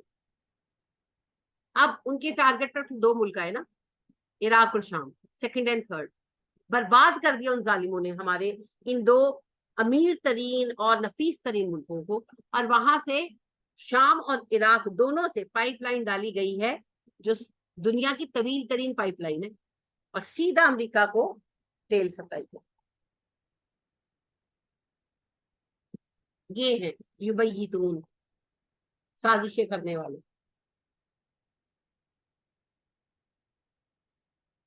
تو اب یہ بات کتنی بیکار تھی، اس کے پیچھے کتنا ٹائم ضائع ہوا۔ پھر 2-3 سال پہلے یہ اسلام آباد میں بھی ہوا تھا، وہ جی اسلام آباد میں ایک میاں بیوی نے وہ گنز لے کر وہ روڈ پر آ گئے، تو پتہ نہیں وہ انہوں نے راستہ بند کر دیا، تو فلانا تو ٹمکانا، 5 گھنٹے ڈرامہ چلا لائف، بعد میں پتا چلا جی سب کچھ جو ہے پلانٹ تھا۔ اور اس طرح کی کتنی باتیں ہوتی رہتی ہیں۔ تو افواہیں پھیلانا، سنسنی خیزی پیدا کرنا غلط ہے، کیونکہ جھوٹ ہے، لوگ پریشان ہوتے ہیں، مختلف طرح کے نتیجے آتے ہیں۔ تو اللہ پاک نے منع فرمایا، اگر کوئی بات علم میں آئے کسی عام بندے کو، تو اسے چاہیے کہ جو حاکم ہے اسلامی ریاست میں ان سے رابطہ کرے، پھر وہ خود دیکھیں گے کہ کیا کرنا ہے۔ لیٹ سپوز کی اطلاع ملے کہ بھئی پاکستان پر بھارت حملہ کر رہا ہے، تو جا کے لوگوں میں افراتفری نہ ڈالیں، جا کے حاکموں کو بتائیں۔ اب مدینہ میں حالات پریشان کن تھے، ظاہر ہے ایک مدینہ اسلامی شہر تھا، چھوٹا سا شہر، بہت بڑا لفظ ہے، ٹاؤن تھا، قصبہ تھا، اور سارا ارد گرد عرب غیر مسلم، تو خطرہ تو تھا۔ تو افواہیں چھوٹی موٹی اڑتی رہتی، فلاں قبیلہ حملہ کر رہا ہے، فلاں قبیلہ، اب یہ نا مدینے میں افراتفری ڈال دیتے، ظاہر ہے سب لوگوں کی ایمان کا لیول ایک تو نہیں ہوتا، صحابہ پریشان ہو جاتے، تو نبی اکرم صلی اللہ علیہ وسلم منع کرتے یہ بات نہ، ہوتا تو کچھ نہیں تھا، بس وقتی طور پر سراسیمگی اور خوف پھیل جاتا تھا۔ تو اللہ نے کہا کہ اگر ان کو کوئی اطلاع مل بھی جاتی ہے تو نبی کو آ کر بتائیں، اپنے حاکموں کو بتائیں، وہ ڈیسائیڈ کریں گے کہ کیا کرنا ہے۔ افراتفریاں اور سنسنی کیوں پیدا کرتے ہیں، گھٹیا حرکتیں۔ ولولا، اگر نہ ہوتا فضل اللہ، اللہ کا فضل علیکم تم پر، ورحمتہ، اس کی رحمت، لتبعتم، ضرور تم پیروی کرتے ہیں، شیطان کی، الا مگر قلیلاً تھوڑے۔ اگر تم پر اللہ کا فضل اور اللہ کی رحمت نہ ہوتی تو تم شیطان کے پیچھے لگ جاتے تھوڑے لوگوں کو چھوڑ کر۔ یعنی اللہ کہہ رہے میں تمہیں رولز بتا رہا ہوں، اگر میں تمہیں رولز نہ بتاتا تو تمہیں کیسے پتا چلتا کہ شیطان کے پیچھے لگنا کیا ہے، رحمان کے پیچھے چلنا کیا ہے۔ تو میں نے تم پر فضل کیا، تمہیں کتاب عطا کی، رسول بھیجا، اور رسول کے حیات زندگی کو محفوظ کرنے کا سب سامان دیا، بہترین طریقے دیے۔ اب بات یہ ہے کہ میں تمہیں کہہ رہا ہوں نبی کی پیروی کرو، تو پھر تم کیوں شیطان کے پیچھے لگتے ہو؟ تو میری رحمت اور میرے فضل کا شکر ادا کرو اور نبی کی پیروی کرو۔ فقاتل فی سبیل اللہ، نبی صلی اللہ علیہ وسلم اللہ کی راہ میں جنگ کیجیے، کب؟ جب ضرورت پیش آئے۔ حفاظت میں بھی جنگ ہو سکتی ہے، مسلمانوں کی مدد کے لیے بھی جنگ کرنی پڑ سکتی ہے، اسلام کے نفاذ کے لیے بھی کرنی پڑ سکتی ہے، ڈیپینڈز آن۔ اور ضروری نہیں ہے کہ حملے میں ہم صرف مدافعت ہی کریں گے، ہم حملہ بھی کر سکتے ہیں۔ اگر کوئی مسلسل تنگ کرے گا تو کیا کریں گے؟ حملہ کریں گے پلٹ کے، کیونکہ ایسے بیٹھ کر تو زندگی نہیں گزرتی۔ If you want peace, be prepare for war, امن چاہیے، جنگ کے لیے تیاری کرو، ایسے نہیں ہوتا۔ لہٰذا جب رومنس نے زیادہ آنکھیں دکھائیں تو نبی صلی اللہ علیہ وسلم نے رومنس پر حملہ کیا نا، پھر ہوگا۔ برسرے مطلب نگر آیت جواب، میو گرزو، میو میدانیوں، گرزو افراسیاب۔ یہ اب آپ کو سمجھ نہیں آیا ہوگا، یہ فارسی کا شعر ہے اور یہ ہے فردوسی کے شاہ نامے کا، رستم کی کہانی ہے یہ، رستم و سہراب کی۔ تو رستم کو پوچھتے ہیں اس کے ساتھی کہ افراسیاب کو جو جواب بھیجا ہے اگر وہ نہ مانا صلح پر تو کیا ہوگا؟ اس نے کہا کچھ نہیں، میدان ہوگا، گرز ہوگا، افراسیاب ہوگا اور معاملہ ختم، جنگ ہوگی۔ تو اگر آپ امن سے جینا چاہتے ہیں، اللہ کے دین پر چلنا چاہتے ہیں، آپ کو نہیں چلنے دیا جاتا تو کیا کریں؟ پھر فائنلی اپنا حق لیں، پھر جنگ کرنی پڑے گی تو جنگ پہ فیصلہ ہوگا۔ ٹھیک ہے، میرا سوال وہی ہے، عراق میں صدام حسین کی گورنمنٹ ہے، عراق کے لوگ خوش ہیں صدام حسین سے، امریکہ بہادر کے پیٹ میں درد ہوتی ہے؟ نہیں نہیں، عراق میں جمہوری نظام ہونا چاہیے، وہ پورے دنیا میں سے 22 ممالک کی فوجیں، اتحادی فوجیں لے کر حملہ کر دیتا ہے عراق پر، جائز ہے؟ لیکن جائز تو ہے، سب نے ساتھ دیا، یو این او نے ساتھ دیا۔ شام پر کیوں حملہ ہوا؟ فوجی حکومت نہیں ہوگی اس لیے۔ لیبیا پر کیوں حملہ ہوا؟ کبھی آپ نے لیبیا والوں سے سنا کہ نہیں کرنل قذافی سے کوئی شکایت ہے؟ وہاں کوئی حالات خراب تھے؟ نہیں تھے۔ ہم یہاں جمہوریت نافذ کریں گے، آپ کا اپنا بنایا ہوا ایک نظام جو آپ خود اپنے ملک میں چلانے ڈھنگ سے پا رہے، آپ دوسروں پر مسلط کرنے کے لیے حملے کریں تو آپ بالکل صحیح ہے، ہم لوگوں کی فلاح کے لیے کام کر رہے ہیں۔ اور ایک قوم اپنی مرضی سے اللہ کے بنائے ہوئے نظام کو اپنے لیے چنے اور وہ اس کو اپنے اوپر نافذ کرنا چاہے اور آپ روکیں، کیوں؟ اور اگر وہ آپ کی رکاوٹ نہ مانے، آپ حملہ کریں اور آپ کے حملے کے جواب میں وہ کاؤنٹر کرے، آپ کو روکے، تو وہ دہشت گرد ہے، وہ دین دہشت گرد ہے؟ نہیں، بالکل نہیں۔ اللہ کے دین کے نفاذ کے لیے ہر کوشش کی جائے گی، آخری مرحلہ آئے گا جنگ، تو جنگ اگر مرحلہ آ جائے گا تو جنگ بھی کی جائے گی۔ ٹھیک ہے، لا تکلف الا نفسک، نہیں آپ مکلف بنائے گئے مگر اپنی جان کے۔ اچھا یہاں ایک بات سمجھ لیں، یہ جو حکم آیا اللہ کے نام میں جنگ کیجیے، اصل میں ایک عرصے سے مسلمان نا بڑے بےچارے عاجز عاجز جواب دیتے ہیں، نہیں نہیں مسلمان تو صرف اپنے بچاؤ کے لیے جنگ کرتے ہیں، مسلمانوں کی حفاظت کے لیے جنگ کرتے ہیں۔ ہاں، ہم اللہ کے دین کے نفاذ کے لیے حملہ بھی کرتے ہیں، کیوں؟ عیسیٰ علیہ السلام نے نہیں جو ہے اپنے لوگوں کو تیار کیا تو موقع نہیں نہ ملا؟ کیا موسیٰ علیہ السلام حملے نہیں کرتے رہے؟ موسیٰ علیہ السلام نے حملہ کیا نہیں تھا فلسطین پر؟ پہلی بار گئے تو وہ تو قوم ہی نہیں مانی، دوسری بار پھر اتنے عرصے کی ٹریننگ کے بعد گئے، پھر فتوحات بھی ہوئی، پھر اس کے بعد کیا ہوا؟ قوم سرکش ہو گئی، بد اتوار ہوگی، پھر پیچھے ہٹنا پڑا، ہے نا؟ کیا داؤد علیہ السلام اور جالوت جو تھے انہوں نے جا کر حملہ نہیں کیا تھا؟ سوری جالوت نے، تالوت جو تھے ان کے لشکر نے جا کر حملہ نہیں کیا تھا جالوت پر؟ جالوت نے کیا تھا۔ آپ نے پڑھا ہے بقرہ میں، جب آ کر حضرت یوشا سے انہوں نے کہا کہ ہمارے لیے سردار مقرر کرو، ہم نے حملہ کرنا ہے، تو طالوت کو سردار بنایا گیا۔ تو جو مسلمان تھے یعنی موسیٰ علیہ السلام کی امتی تھے، انہوں نے جا کر حملہ کیا تھا جو ہے فلسطین پر، یا فلسطینیوں نے آ کر ان پر حملہ کیا؟ بتائیں۔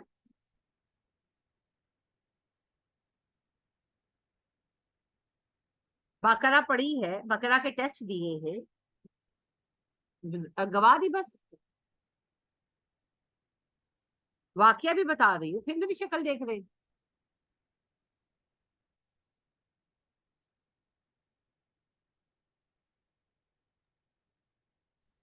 میم انہوں نے حملہ کیا تھا فلسطین پر، جی حضرت طالوت نے۔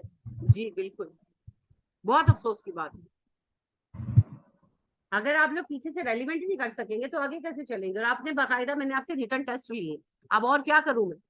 آپ کے دماغوں میں کندا کروانا شروع کروں؟ یاد تو آپ نے رکھنا ہے نا، ٹائم ٹو ٹائم ریوائز کیا کریں، تھوڑا بازاروں کو چھوڑیں، تھوڑا گھروں کو چھوڑیں، تھوڑا تھوڑا چھوڑ دیں، کچھ نہیں آپ بتانے لگے، کوئی تاج محل نہیں آپ بنا سکتے، کوئی آپ دنیا میں کارنامہ نہیں کرنے لگے، تھوڑا سا دنیا کو چھوڑیں، تھوڑا سا اپنا پچھلا کبھی کبھی ریوائز کریں، ونس ان منتھ آپ پچھلے جو بقرہ کے اہم پوائنٹس ہیں ان کو دیکھیں، آل عمران کے اہم پوائنٹس کو دیکھیں، دیکھیں میں آپ کو صرف یاد کرا سکتی ہوں، اس یاد کو یاد رکھنا آپ کا کام، وہ میں نہیں کرا سکتی، اگر میں آپ کے ٹیسٹ لیتی رہوں گی میں پڑھاؤں گی کب؟ اور میں واقعہ بھی بتا رہی ہوں پھر بھی آپ مجھے بلینک فیسز کے ساتھ دیکھ رہے ہیں، آپ کو پتہ کتنی شدید کوفت ہوتی ہے پڑھائے ہوئے اور بار بار پڑھائے ہوئے کے اوپر ایسے چہرے دیکھ کر؟ میں آپ کو بتا رہی ہوں کہ حضرت یوشا علیہ السلام کے پاس آئے، ان لوگوں نے کہا ہمارے لیے حاکم مقرر کرو، طالوت کو حاکم مقرر کیا گیا، پھر کس نے جا کر حملہ کیا؟ طالوت علیہ السلام اور ان کے لشکر نے کیا یا کہ کفار نے ان کے اوپر حملہ کیا؟ طالوت علیہ السلام کے لشکر نے کیا بھائی. اب اصل موضوع سے کہاں آ گئے ہیں ہم؟ بہت زیادہ جو ہے نا آپ لوگ غیر ذمہ دار رہتے ہیں تو نتیجہ پتہ ہے کیا ہوگا؟ آپ قرآن مکمل کر لیں گے، آپ کو کچھ نہیں لیں گے، وہی حال ہوگا. یہ بات میں نے کہیں سنی تو تھی، ہاں کچھ ایسا ہوا تو تھا، تو پھر فائدہ. سب سے پہلے علم کی حفاظت کرنا سیکھیں، سب کے سب. اب جب آپ کو بات ہی نہیں آتا آپ اس نتیجہ کیا نکالیں گے؟ میں آپ کو یہ بتا رہی ہوں کہ مسلمانوں پر یہ اعتراض کیا جاتا ہے کہ اسلام جنگجو مذہب ہے، مسلمان حملے کرتے ہیں. تو میں آپ سے یہ کہہ رہی ہوں کہ موسیٰ علیہ السلام نے حملہ نہیں کیا تھا فلسطین پر؟ جب نکل کر آئے تھے مصر سے تو ٹارگٹ تو فلسطین ہی تھا نا، تھا کہ نہیں تھا؟ آپ کو یہ بھی یاد نہیں ہوگا بدقسمتی سے.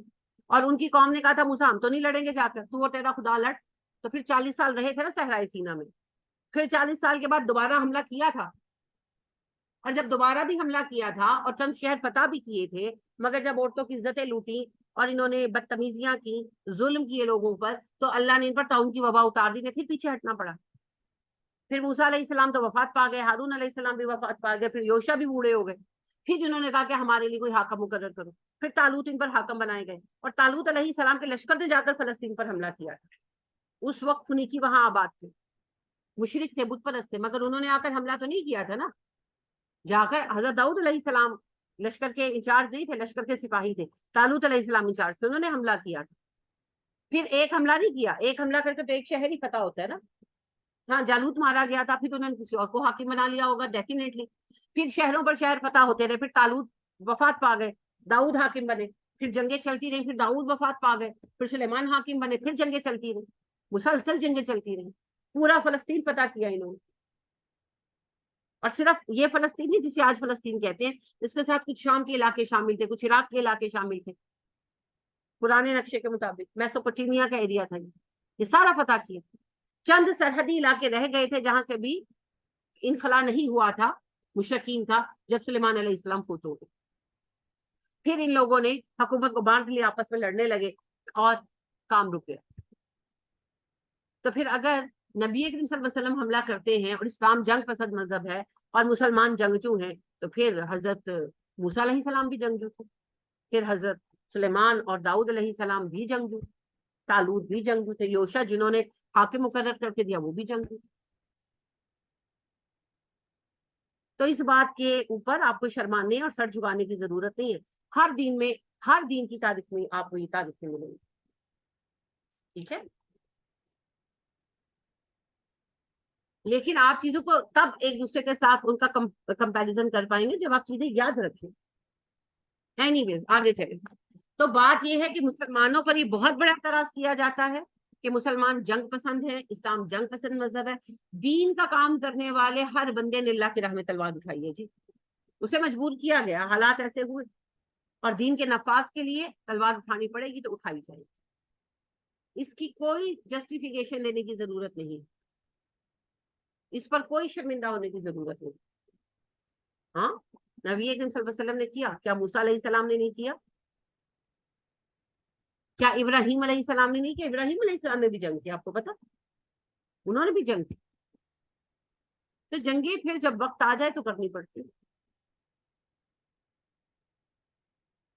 لا تکلف الا نفسک، آپ ذمہ دار ہیں اپنی جان کے، وحرز المؤمنین، مومنوں کو ابھاریے، یعنی آپ اپنی جان کے لیے جواب دیں.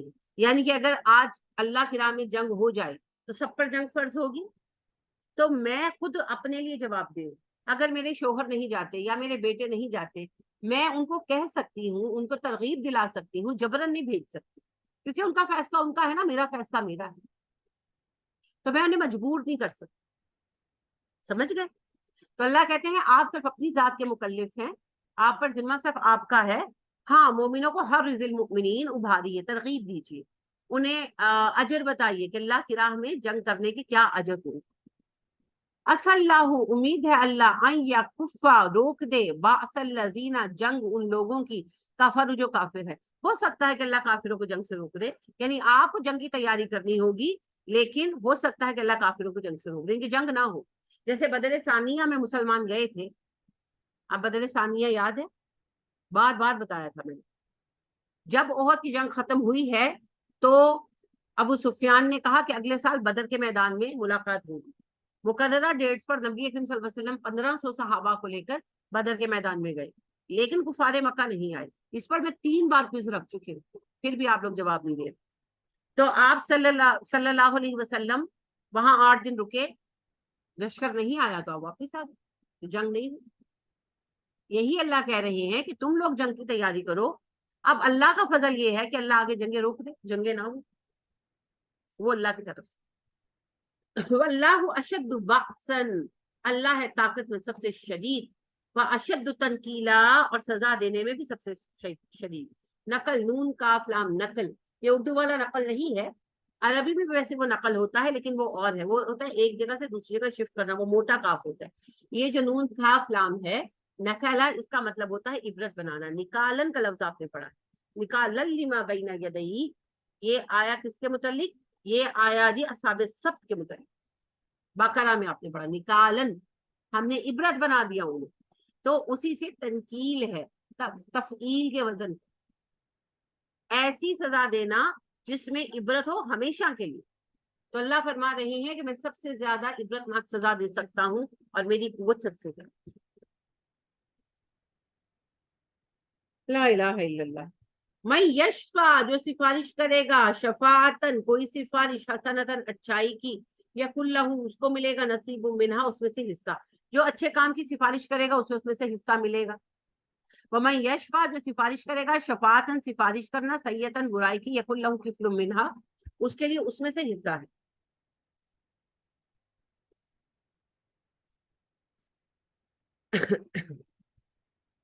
جی سمجھ آئی اس بات کی؟ کیا سمجھ آئی؟ ہاں ہاں بتایا کریں، کوئی بات سمجھ آئی تو بتائیں. تو کسی کو کام کی تکلیف دے گی، کوئی اچھی بات کرائے گا، یا کسی کو کوئی اچھا مطلب کہ مشورہ دے گا تو اس میں اس کا بھی حصہ ہوگی، تو اس کی مدد کی ہوگی. اور جو کوئی برائی کا مطلب کہ کسی کو سے مشورہ مانگتے ہیں لیکن اس کی نیت اچھی نہیں ہوگی کہ بھائی میں تو برا مطلب کامیاب نہ ہوتے، لیکن اس میں اس کا بھی حصہ ہوگا. ضروری نہیں مشورہ مانگا جائے کسی کو کسی برے کام پر آمادہ کرنا. For example, mister A cinema کی ٹکٹ خریدتے ہیں اپنے لیے اور اپنے دوست بی کے لیے بھی، اور مسٹر بی کو کھینچ کر لے جاتے، تم کیا گھر میں پڑے سڑتے رہتے ہو، چلو آؤ فلم دیکھ کر آتے ہیں. اب گناہ ہے نا. تو مسٹر بی نے فلم دیکھی، گناہ کیا. اب مسٹر اے کو اپنے دیکھنے اور اپنے پیسے خرچنے کا گناہ تو ملے گا ہی ملے گا، مسٹر بی کو دکھانے کا بھی گناہ ملے گا نا. اسی طرح کوئی کلب میں لے گیا کسی کو کھینچ کر، اب وہ کلب میں لے گیا، پیسے بھی خرچے اس نے، اپنے گناہ کے ساتھ جس کو لے کر گیا اس کا بھی گناہ ملے گا. ٹھیک ہے. اور جس نے روک دیا، آپ بیٹھی مووی دیکھ رہی، میں بیٹھی، لیٹ سپوز میں بیٹھی مووی دیکھ رہی ہوں، اور میری کوئی استاد یا میری کوئی قرآن کلاس کی فرینڈ آتی ہے، وہ کہتی ہے کیوں مووی دیکھ رہی ہے، میں گناہ کما رہی ہوں. میں کہتی ہوں اچھا چلو میں بند کر دیتی ہوں، میں چھوڑ دیتی ہوں، میں استغفار کر لیتی ہوں. اب میرا گناہ تو معاف ہو گیا، اس کو اجر ملے گا، اس نے مجھے آ کر برائی سے روک دیا. اور اس کا ایک سٹیپ اور آگے یہ ہے کہ اگر میں نے برائی اچھے کام کا آپشن رکھ دیا، جیسے قرآن کلاس ہم پڑھتے ہیں، آپ آ رہی ہیں، آپ اپنے ساتھ کسی اور کو بھی لے کہ بھائی تم بھی چلو، تم بھی قرآن پڑھو. اس کا کوئی موڈ نہیں تھا، آپ کھینچ کر لے آئی ہیں. اب یہ کیا ہے؟ اچھے کام کی سفارش. آپ کی وجہ سے اس نے پڑھنا شروع کیا. اب جو اس کو اس سے علم سیکھے گا اور جو وہ عمل کرے گا، جو وہ آگے بتائے گا، وہ سب اجر آپ کو آٹومیٹیکلی آتا جائے. ٹھیک ہے. اب یہاں سے بعض لوگ جو ہے نا بدعتوں کی دلیل بھی نکالتے، آیت کو گھماتے ہیں نا، کہتے ہیں دیکھو اللہ نے کہا جو اچھے کام کا کہے گا اسے اجر ملے گا، جو برے کام کا کہے گا اسے سزا ملے گی. تو ہم تو جس بات کو کہتے ہیں وہ نیکی ہے، جیسے ہم کہتے ہیں میلاد مناؤ، تو میلاد تو نیکی ہے. پہلی بات تو یہ ہے کہ یہ گناہ و ثواب کے وہ پیمانے ہیں جو اسلام میں ثابت ہے. نیکی وہ کام ہے جو اللہ اور رسول سے ثابت ہو. نیکی عمل صالح، اس کے کیا اجزاء ہیں؟ ایمان ہونا، نیت ہونا، حلال ذرائع ہونا، اور سنت کے مطابق ہونا. سمجھ آ گئی؟ مومن نہیں ہے تو جو بھی کام کیا وہ ضائع، نیت نہیں ہے تو بھی کوئی عمل نہیں ہے نا. اور یعنی کہ پھر تو وہ دنیا داری کے لیے، ریاکاری کے لیے ہوگا نا، وہ ویسے ضائع. اچھا، اس کے بعد اگر اس کے حلال نہیں ہے تو بھی اللہ قبول نہیں کرتا، اور اگر وہ سنت کے خلاف ہے تو کیا ہے؟ بدعت. سنت کے خلاف ہے تو کیا ہے؟ بدعت. بدعت کس کو کہتے ہیں؟ دین میں نئے طریقے نکالنے، جو کہ ایکولی حرام ہے. لہذا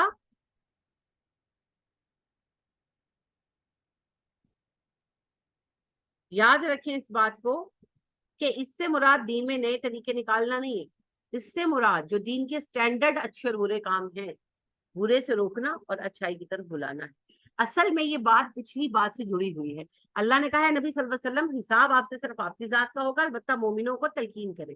کیا مطلب ہے اس بات کا؟ اس بات کا مطلب یہ ہے کہ آپ دوسروں کو آمادہ ضرور کریں. جیسے وہی بات ہے کہ آپ خود قرآن کلاس میں آئیں، وہ اور بات ہے، زبردستی آئیں. آپ دوسروں کو زبردستی نہیں لا سکتے، ہاں ان کو دعوت دیں. اگر وہ نہیں آتے تو ان کی مرضی، لیکن اگر آپ کے بلانے پر آ گئے تو آپ کو ثواب ہوگا، ہے نا. تو یہی بات یہاں بتائی جا رہی ہے کہ اگر کسی کو نیکی کی دعوت ہم دیتے ہیں اور وہ مان لیتا ہے تو ہمیں اجر ہوگا، اور اگر خدا نخواستہ ہم کسی کو برائی کی طرف بلاتے ہیں اور وہ مان لیتا ہے تو ہمیں گناہ ہوگا. یہاں نئے طریقے بنانے کی بات نہیں کی گئی. اور یاد رکھیں نیکی صرف وہ ہے جو قرآن و سنت سے اور صحابہ کے عمل سے ثابت ہو، بس. وَكَانَ اللَّهُ عَلَى كُلِّ شَيْءٍ مُقِيتًا، اللہ ہر چیز پر نگران ہے، یعنی اللہ کی نگرانی میں ہے ساری چیزیں. وَإِذَا حُيِّيتُمْ، جب تم دعا دیے جاؤ، بِتَحِيَّةٍ، دعا کے ساتھ، فَحَيُّوا، تم بھی دعا دو، بِأَحْسَنَ، زیادہ اچھی، مِنْهَا، اس سے، أَوْ رُدُّوهَا، یا اسے واپس لوٹا دو. جب تمہیں کوئی تحیہ کہے تم بھی تحیہ کہو، اس جیسا یا اس سے اچھا. یہ کیا مطلب ہے؟ تحیہ کہتے ہیں کسی کو حیات سے، ہے نا، ہاں یا اس کی روٹ ہے، حی سے، حیات سے. تو کسی کو زندگی کی دعا دینا، اچھائی کی دعا دینا. تو ہمارا تحیہ کیا ہے؟ السلام علیکم. اتنا جواب لازم ہے، وعلیکم السلام. لیکن اللہ کہتے ہیں اگر تمہیں کسی نے السلام علیکم کہا تو پلٹ کر کہو وعلیکم السلام ورحمۃ اللہ وبرکاتہ. اگر اتنا نہیں تو کم از کم وعلیکم السلام تو ضرور. ان اللہ کان علی کل شیء حسیبا، اللہ ہر چیز کا خوب حساب رکھتا. اللہ، بے شک اللہ ہے، لا الہ الا ہو، اس کے سوا الہ کوئی نہیں ہے. لیجمعنکم، وہ ضرور تمہیں اکٹھا کرے گا، الی یوم القیامت، قیامت کے دن، لا ریب فیہ، جس کے آنے میں شبہ نہیں. اللہ قیامت کے دن تمہیں ضرور اکٹھا کرے گا، ہے یقین ہے. تو پھر اس دن کی تیاری فرما لیجیے. ومن اصدق من اللہ حدیثا، اللہ سے بڑھ کر کس کی بات سچی ثابت ہو سکتی ہے. فما لکم فی المنافقین، تمہیں کیا ہو گیا منافقوں کو لے کر، فئتین، دو گروہ ہو گئے ہو. منافقوں کو لے کر تمہارے دو گروہ ہو گئے. واللہ ارکسہم بما کسبوا، اللہ نے ان کے اعمال کی وجہ سے انہیں الٹے منہ پھیر دیا. منافقوں کو لے کر دو گروہ ہو جانے سے مراد یہ تھا منافق اپنے ہی مسلمان امت کا ایک حصہ ہوتے ہیں نا، تو پھر پریشانی تو آتی ہے. تو ایک صحابہ تو بالکل ان کے معاملے میں مضبوط تھے، اور دوسرا گروہ وہ تھا جو ان کی بات سن لیتا تھا اور ان کی حمایت میں بول پڑتا تھا. محبتیں تھی صدیوں سے، سالوں سے، نسلوں سے. تو اللہ نے کہا کہ نہیں، اب تو دین آ گیا نا، اب منافق سے محبت نہیں ہوگی. منافق کو برداشت تو کریں گے. تو یزدانی کا شعر ہے بڑا خوبصورت، یہ کانٹے بھی تو فستے گل کے پر برتا ہے یزدانی، انہیں بھی گلستان کی آبرو کہنا ہی پڑتا. منافق ہے مگر ہے تو مسلمان نام سے، ظاہر سے. اب اگر نبی اکرم صلی اللہ علیہ وسلم ایک منافق کو بھی قتل کرواتے تو لوگ کہتے ہیں محمد اپنے ساتھیوں کو مروا دیتے ہیں صلی اللہ علیہ وسلم. یہ مسئلہ قیامت تک ہمارے سر پر، ہر عہد میں منافق ہوں گے، ہم ان کو مار نہیں سکتے، ہے نا. تو پھر کیا کریں ہم ان کے معاملے میں مضبوط ہو جائیں، انہیں کارنر کریں، آپس میں متحد رہیں. تو چونکہ صحابہ میں سے کچھ جو تھے محبت کی وجہ سے نرم پڑ گئے، تو اللہ نے کہا کیا ہو گیا، دو گروہ بنا لیے. حالانکہ منافق تو اپنے کفر کے رویے پر پلٹے پڑے ہیں، ان جیسا تو نہیں بننا آپ نے. تو پھر ان کو ڈھیل نہیں دینی. اتریدونا، کیا چاہتے ہو تم، ان تہدوا، تم ہدایت دو، من اضل اللہ، جسے اللہ نے گمراہ کیا اسے. یعنی کہ صحابہ کا پوائنٹ تھا نا یہ کہ بھئی کوئی بات نہیں، ہمارے بھائی ہیں، ہمارے ساتھ رہتے ہیں، آہستہ آہستہ ٹھیک ہو جائیں گے، ہم کوشش کر رہے ہیں. اللہ نے کہا اچھا میں نے انہیں چھوڑ دیا گمراہی میں، تم انہیں ہدایت دے لو گے؟ نہیں دے سکتے نا. فلا ہادی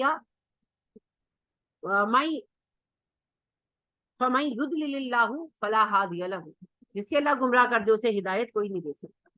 تو یہی بات اللہ کہہ رہے ہیں کہ یہ وہ لوگ ہیں جن کے، یہ مطلب نہیں کہ اللہ نے پکڑ کر ان کو گمراہ کر دیا، مطلب یہ ہے کہ ان کے اعمال کی وجہ سے اللہ نے ریجیکٹ کر دیا انہیں. تم اب ان کے پیچھے اپنی آخرت خراب نہیں کرو گے تو مومنین صادقین کے ساتھ کھڑے رہو. ٹھیک ہے.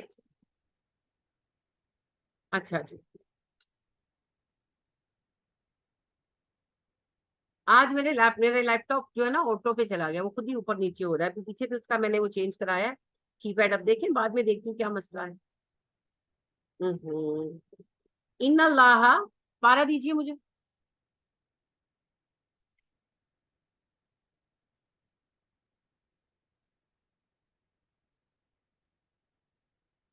سوری, آج آپ لوگوں کو اپنے پاروں سے دیکھنا پڑے گا. اسکرین اب جہاں ہے وہیں رہے, کیونکہ بہت ٹائم اس طرح ویسٹ ہو رہا ہے. دیکھ رہے ہیں نا آپ, کبھی کچھ کھل رہا ہے, کبھی کچھ کھل رہا ہے. یہ آٹو پہ چلا گیا, اب اس کو پھر کچھ بعد میں دیکھوں گے. اچھا جی, اللہ فرما رہے ہیں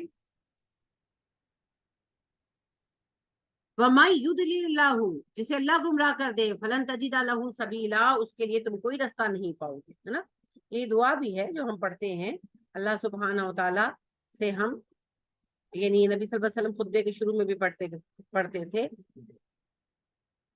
مَن يَهْدِ اللَّهُ فَلَا مُضِلَّ لَهُ وَمَن يُضْلِلِ اللَّهُ فَلَا هَادِيَ لَهُ. جسے اللہ ہدایت دے, کوئی گمراہ نہیں کر سکتا, اور جسے اللہ گمراہی میں ڈال دے اسے ہدایت کوئی نہیں دے سکتا. تو اللہ گمراہی یوں نہیں کرتے کہ اللہ کہیں گے کہ اچھا جو ہے فوزیہ کے لیے میں نے لکھ دیا ہے کہ اس کو گمراہ رہنا. ایسے نہیں ہوتا, نہیں بالکل نہیں ہوتا. ہوتا یہ ہے اعمال کے بنا پر چنا جائے. ٹھیک ہے, جیسے آپ فرض کریں پڑھاتی ہیں, تو آپ کے پاس 6 بچے پڑھتے ہیں, آپ کو نظر آ رہا ہے یہ بچے تو یہ بچہ فرسٹ آئے گا, یہ بچے اچھے نمبر لے لیں گے, یہ بچہ فیل ہو جائے گا. آپ اس کے ماں باپ کو بلا کے کہتے ہیں آپ کا بچہ فیل ہو جائے گا. اب بعد میں وہ کہیں آپ کی ٹیچر نے کہا تھا اس نے فیل کر دیا, اس نے لکھ دیا. نہیں, آپ کو نظر آ رہا ہے. لہٰذا آپ دیکھیں کہ عمر فاروق اور عمر بن حشام, نبی صلی اللہ علیہ وسلم نے کہا اللہ ان دونوں عمروں میں سے ایک کو مسلمان کر کے اسلام کو شوکت دے. عمر بن حشام کا اسلام زیادہ اہم ہوتا بظاہر. کون تھا عمر بن حشام؟ ابو جہل, اس کا نام عمر بن حشام ہے. وہ زیادہ قوی سردار تھا نا, زیادہ اختیار تھا اس کا. حضرت عمر فاروق رضی اللہ تعالیٰ عنہ سے زیادہ بات تھا, مگر اللہ نے عمر بن خطاب کو چنا. کیوں؟ کیونکہ عمر بن خطاب بھی اسلام دشمن تھا. کیوں دشمن تھا؟ کیونکہ وہ اپنے دین کو حقیقی دین سمجھتے تھے, صحیح دین ابراہیمی مانتے تھے, اور اسلام کو گمراہی سمجھتے تھے. تو دشمنی تو تھی, مگر دشمنی اللہ کے لیے. سمجھ گئے؟ نہیں سمجھے. عمر فاروق, ان کا نام اصل میں عمر بن خطاب ہے نا, وہ اسلام کے دشمن تھے, مگر دشمن اس لیے تھے کہ جو بت پرستی رائج تھی وہ اسے دین ابراہیمی مانتے تھے, اسے اللہ کا بھیجا ہوا دین مانتے تھے, اور اسلام کو غلط سمجھتے تھے, اس لیے دشمن تھے. اور جو عمر بن حشام ابو جہل تھا, وہ سمجھتا تھا سب کچھ, اور وہ مجھ سے کہتا بھی تھا محمد میں مانتا ہوں تم سچ جو کہتے ہو سچ ہے, تم جھوٹے نہیں ہو, لیکن اگر میں نے تمہیں نبی مان لیا بنو امیہ بنو ہاشم کے سامنے چھوٹے پڑ جائے. اس سے اپنی ضد کی وجہ سے نہیں مانی.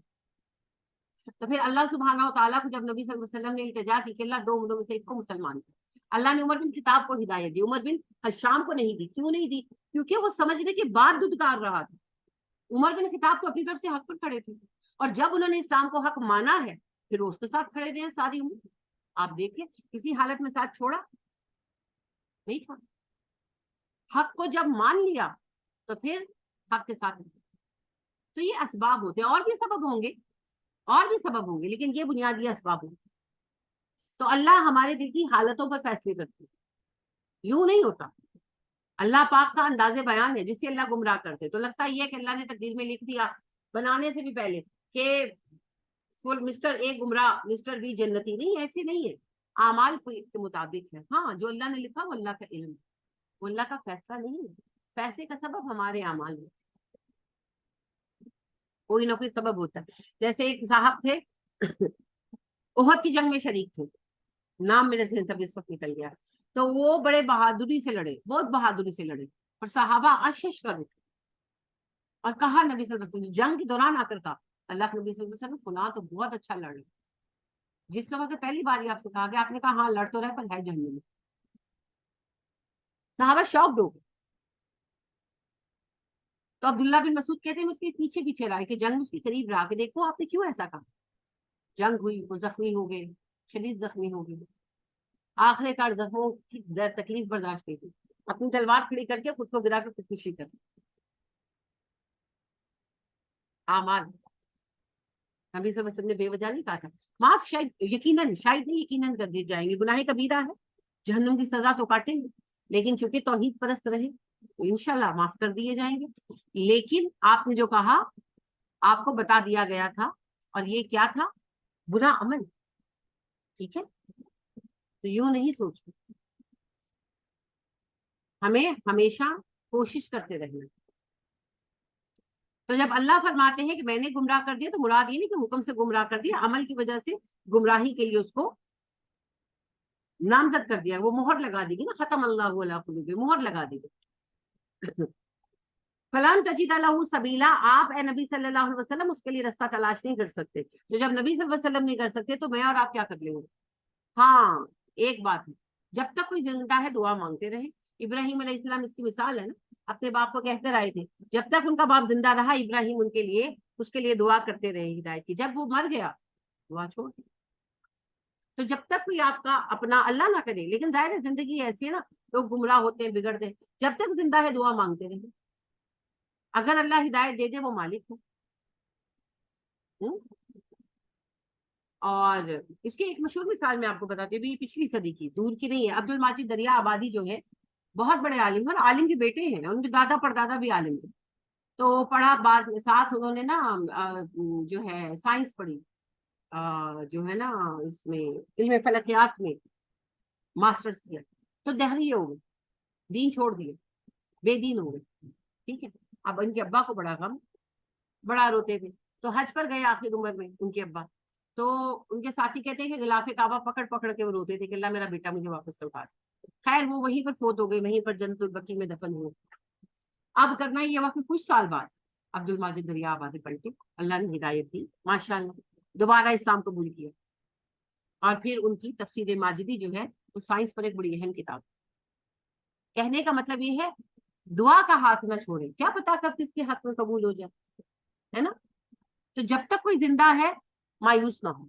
हाँ, अगर वो कुफर पर या शिर्क पर या मुनाफिकत पर मर गया, फिर मामला अल्लाह की तरफ, फिर कुछ नहीं है बस। ठीक है, काफिर और मुशरिक के लिए तो वाज़ेह कहेंगे, मुनाफिक का मामला अल्लाह की तरफ है, हमें कोई हक नहीं। वो सिर्फ मैंने आपको वैसे कहा अकीदे के एतबार से, बाकी हम किसी के लिए नहीं कहेंगे। नबी अकरम सल्लल्लाहु अलैहि वसल्लम ने फरमाया मेरे 11 सहाबी हैं जो पक्के मुनाफिक और जहन्नुमी हैं। मैं तुम्हें नाम नहीं बताऊंगी। बता सकते थे ना, नहीं बताया, क्यों? जरूरत नहीं है, अल्लाह की तरफ का मामला। तो हम तो वैसे ही अंदाजे ही लगाएंगे ना, हम तो किसी के बारे में 100% यकीनी हो भी नहीं सकते, तो जरूरत नहीं है। मुनाफिक का मामला अल्लाह की तरफ।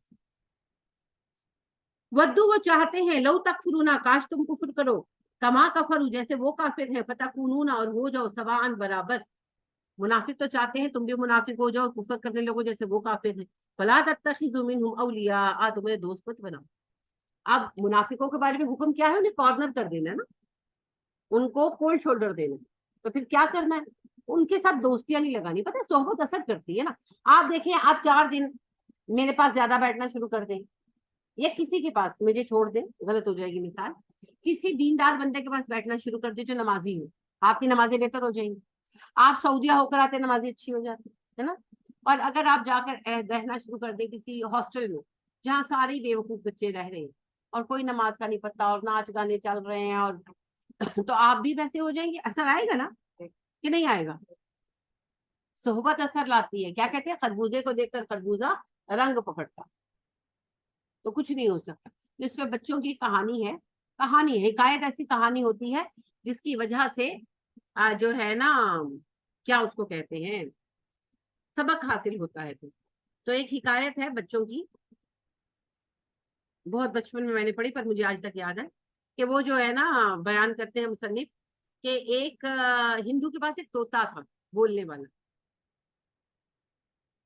जिसने उसे सिखाया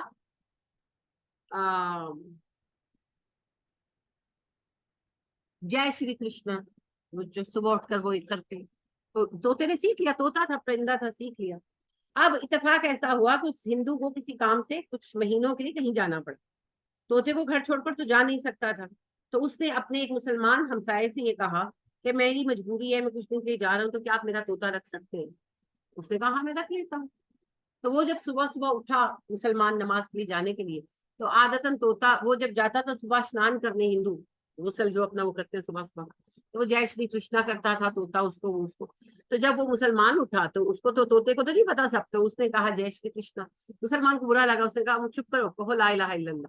اب وہ روز یہ ڈائلوگ ہونے لگا، تو نتیجہ کیا نکلا، طوطے نے چپ کر لا الہ الا اللہ سیکھ لیا۔ تو جب کچھ مہینے کے بعد وہ ہندو واپس آیا، بچوں کی کہانی ہے، تو اس نے اپنا طوطا واپس لیا اور جا کے لٹکا دیا۔ صبح جب وہ اٹھا اور اس نے کہا جے شری کرشنا، تو طوطے نے کہا چپ کر کے لا الہ الا اللہ۔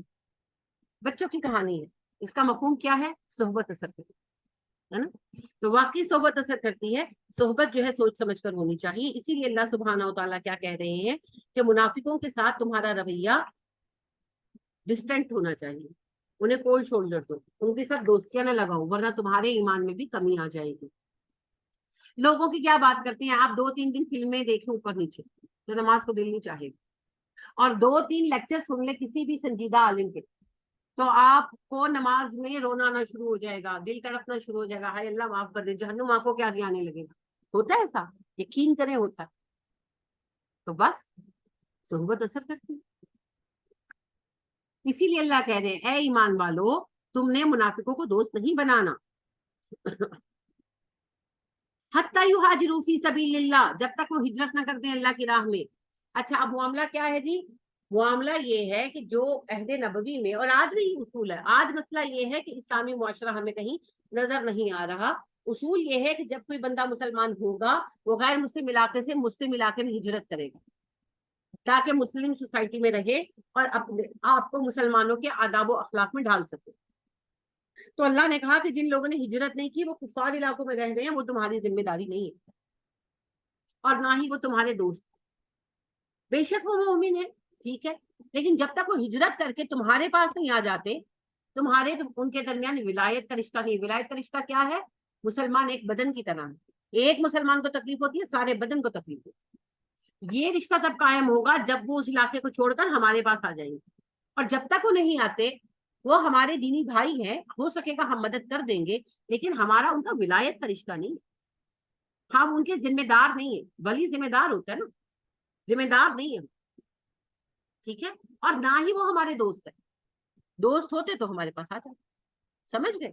تو لہٰذا یہ جو کوشچن ہوتا ہے نا کہ بھارت میں جو مسلمان ہیں، اگر بھارت اور پاکستان کی جنگ ہو جائے تو کیا حکم ہے، یہی حکم ہے، وہ بھارت میں رہتے ہیں، ان کی چوائس ہے، ہم جا کر ان کو قتل تو نہیں کریں گے، لیکن اگر بھارت کی آرمی میں مسلمان لوگ شامل ہیں کہ نہیں ہیں، وہ پاکستان پر حملہ کرنے جب آئیں گے تو کیا کریں گے، پہلے پوچھیں گے بھائی مسلمانوں کے ہندو تو مار دیتے ہیں، مسلمانوں تو بیٹھو چائے پی لو، کریں گے؟ ایسے نہیں کر سکتے نا، جب وہ ان کے ساتھ لڑنے کے لیے آئے ہیں وہ انہی میں شامل۔ اور پھر سوال یہ پیدا ہوتا ہے کہ ایک مسلمان بھارتی فوج کے ساتھ مل کر اگر پاکستان پر اٹیک کرتا ہے کیا وہ شہید ہے؟ جی نہیں ہے، چاہے ہماری جنگ سیاسی ہی کیوں نہ ہو، نہیں، مسلمان کے خلاف اسلحہ اٹھانے والا شہید نہیں، سمجھ گئے؟ یہ میں نہیں کہہ رہی، آپ کا رب کہہ رہا ہے، فائن تولوا، اگر وہ اس بات سے منہ موڑ لیتے ہیں، فخذوہم، پکڑو انہیں، وقتلوہم، قتل کر دو، حیث وجدتموہم، جہاں انہیں پاؤ، اگر وہ اس بات سے منہ پھیرے انہیں پکڑو، جہاں ملے قتل کر دو، کیا مطلب بھارت جو سارے مسلمان مارا ہو؟ نہیں، جنگ کا حکم ہو۔ سوال یہی تھا کہ جنگ کی صورت میں ایسا ہوا کہ کچھ کفار قبیلوں میں مسلمان لوگ رہتے تھے، انہوں نے جب حملہ کیا تو مسلمانوں نے غیرت کے نام پر ان کا ساتھ دیا کہ بھئی اب ہم قبیلے کو چھوڑ تو نہیں سکتے، تو اب یہ بحث پیدا ہوئی کہ کیا ہم انہیں ماریں کہ نہیں، ہیں تو مسلمان بھائی، تو اللہ پاک نے کہا نہیں، اگر وہ لشکر کے ساتھ مل کر تم پر اٹیک کر رہے ہیں تو جو ہندو کا حکم وہی اس کا حکم۔ میں وہی مثال پیش کروں گی، اگر بھارت کی فوج جہاں پر حملہ آور ہو تو اس میں جو مسلمان سپاہی ہیں وہ اسی طرح مارے جائیں گے جس طرح ہندو مارے جائیں گے، ہم یہ تھوڑی کہیں گے اب تم مسلمان ہو تو بھائی ہم تمہیں کچھ نہیں کہیں گے، آؤ ہمیں قتل کر دو، سمجھ گئے؟ یہ مراد نہیں ہے کہ ویسے جا کر سب کو مارا، وَلَا تَتَّخِذُوا مِنْهُمْ وَلِيًّا وَلَا نَصِيرًا، نہ تم انہیں اپنا دوست بناؤ نہ مددگار سمجھو، یعنی کہ جو دشمنوں کے درمیان آباد ہیں ان کے ساتھ دوستیاں قریب والی قائم نہیں ہوئی، ہلکی پھلکی دوستیاں تو چلتی ہیں لیکن راز کی باتیں شیئر نہیں ہوں گی، کیونکہ کیا پتا کب وہ غداری کرتے ہیں ہمارے ساتھ، اور نہ ہی ان سے ہم مدد کی، نصرت ہوتا ہے مشکل وقت میں مدد دینا، تو ان سے یہ توقع نہ رکھو کہ مصیبت میں تمہارے کام آئیں گے، وہ کافروں کے درمیان بیٹھے، ان کے دل ان کے ساتھ لگے ہوئے، تو بالکل بھی ان پہ بھروسہ نہیں کرنا، اپنے زور بازو کے اوپر زندگی گزارو۔ समझ गए। ये दो आयतें हैं, पढ़ लेते हैं। इल्लल लजीना, सिवाय उन लोगों के, यसिलूना जो जा मिलते हैं, इला कौमिन उस कौम की तरफ, बैनिकुम तुम्हारे दरमियान, व बैनहुम उनके दरमियान, मीसाकुन मुआहिदा हो, सिवाय उन लोगों के जो जाके पनाह ले ले उन लोगों में जिनकी तुम्हारे दरमियान मुआहिदा हो। यानी कि एक लश्कर ने हमला किया हम पर, भारत को ही ले, भारत ने हमारे ऊपर अटैक कर दिया, हमारी जंग हुई। अब हम जंग के दौरान आईडी कार्ड नहीं चेक करेंगे कौन मुसलमान है कौन हिंदू है। जब उनकी फौज है जो भारतीय फौज की लिबास में है, वो हमारा दुश्मन है। अब उनमें से कुछ लोग जो मुसलमान हो वो जाकर पनाह ले लें चीन के पास जान बचाने के लिए। हमारा और चीन का अमन मुआहिदा है। अब हम मुआहिदा नहीं तोड़ेंगे, हम कहेंगे अच्छा जब जब चीन से वापस आएंगे फिर देखिए। समझ गए, भाग गए हैं ना, भाग गए। औ जाउकुम हसीरत सुदूरुहुम, या इस सूरत में आए कि दिल थक जाए उनके, आयुकातिलुकुम के जंग करें तुमसे, ओ युकातिलु कौमहुम, या अपनी कौम से जंग करें। यानी कि जंग तूल पकड़ जाए और ये लड़ लड़ कर थक जाए और हथियार डाल दे कि भाई अब हम और जंग जारी नहीं रखना चाहते, तो हथियार डाल दे, तो फिर रहम कर कुफार पर भी होगा और मुसलमानों पर भी। ठीक है, वलो शाह अल्लाह, अगर अल्लाह चाहता लसल्लतहुम, मुसल्लत करता उन्हें, अलैकुम तुम पर, फला कातलूहुम, तो जंग करो तुम उनसे।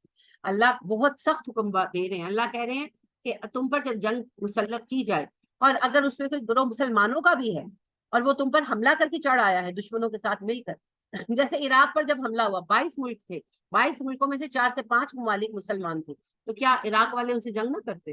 हार गए वो अलग बात है, क्या करते? फिर जंग तो होनी थी ना, तो लिहाजा जंग तो होगी। आप देखिए जब ईरान पर हमला हुआ है पिछले दिनों, लास्ट ईयर, तो उसमें तुर्की, कतर और इसराइल और अमेरिका शामिल।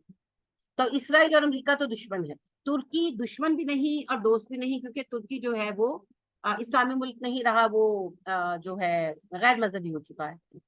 कतर तो खालिस इस्लामी मुल्क है, नाम भी इस्लाम का और सरकारी मजहब भी इस्लाम है।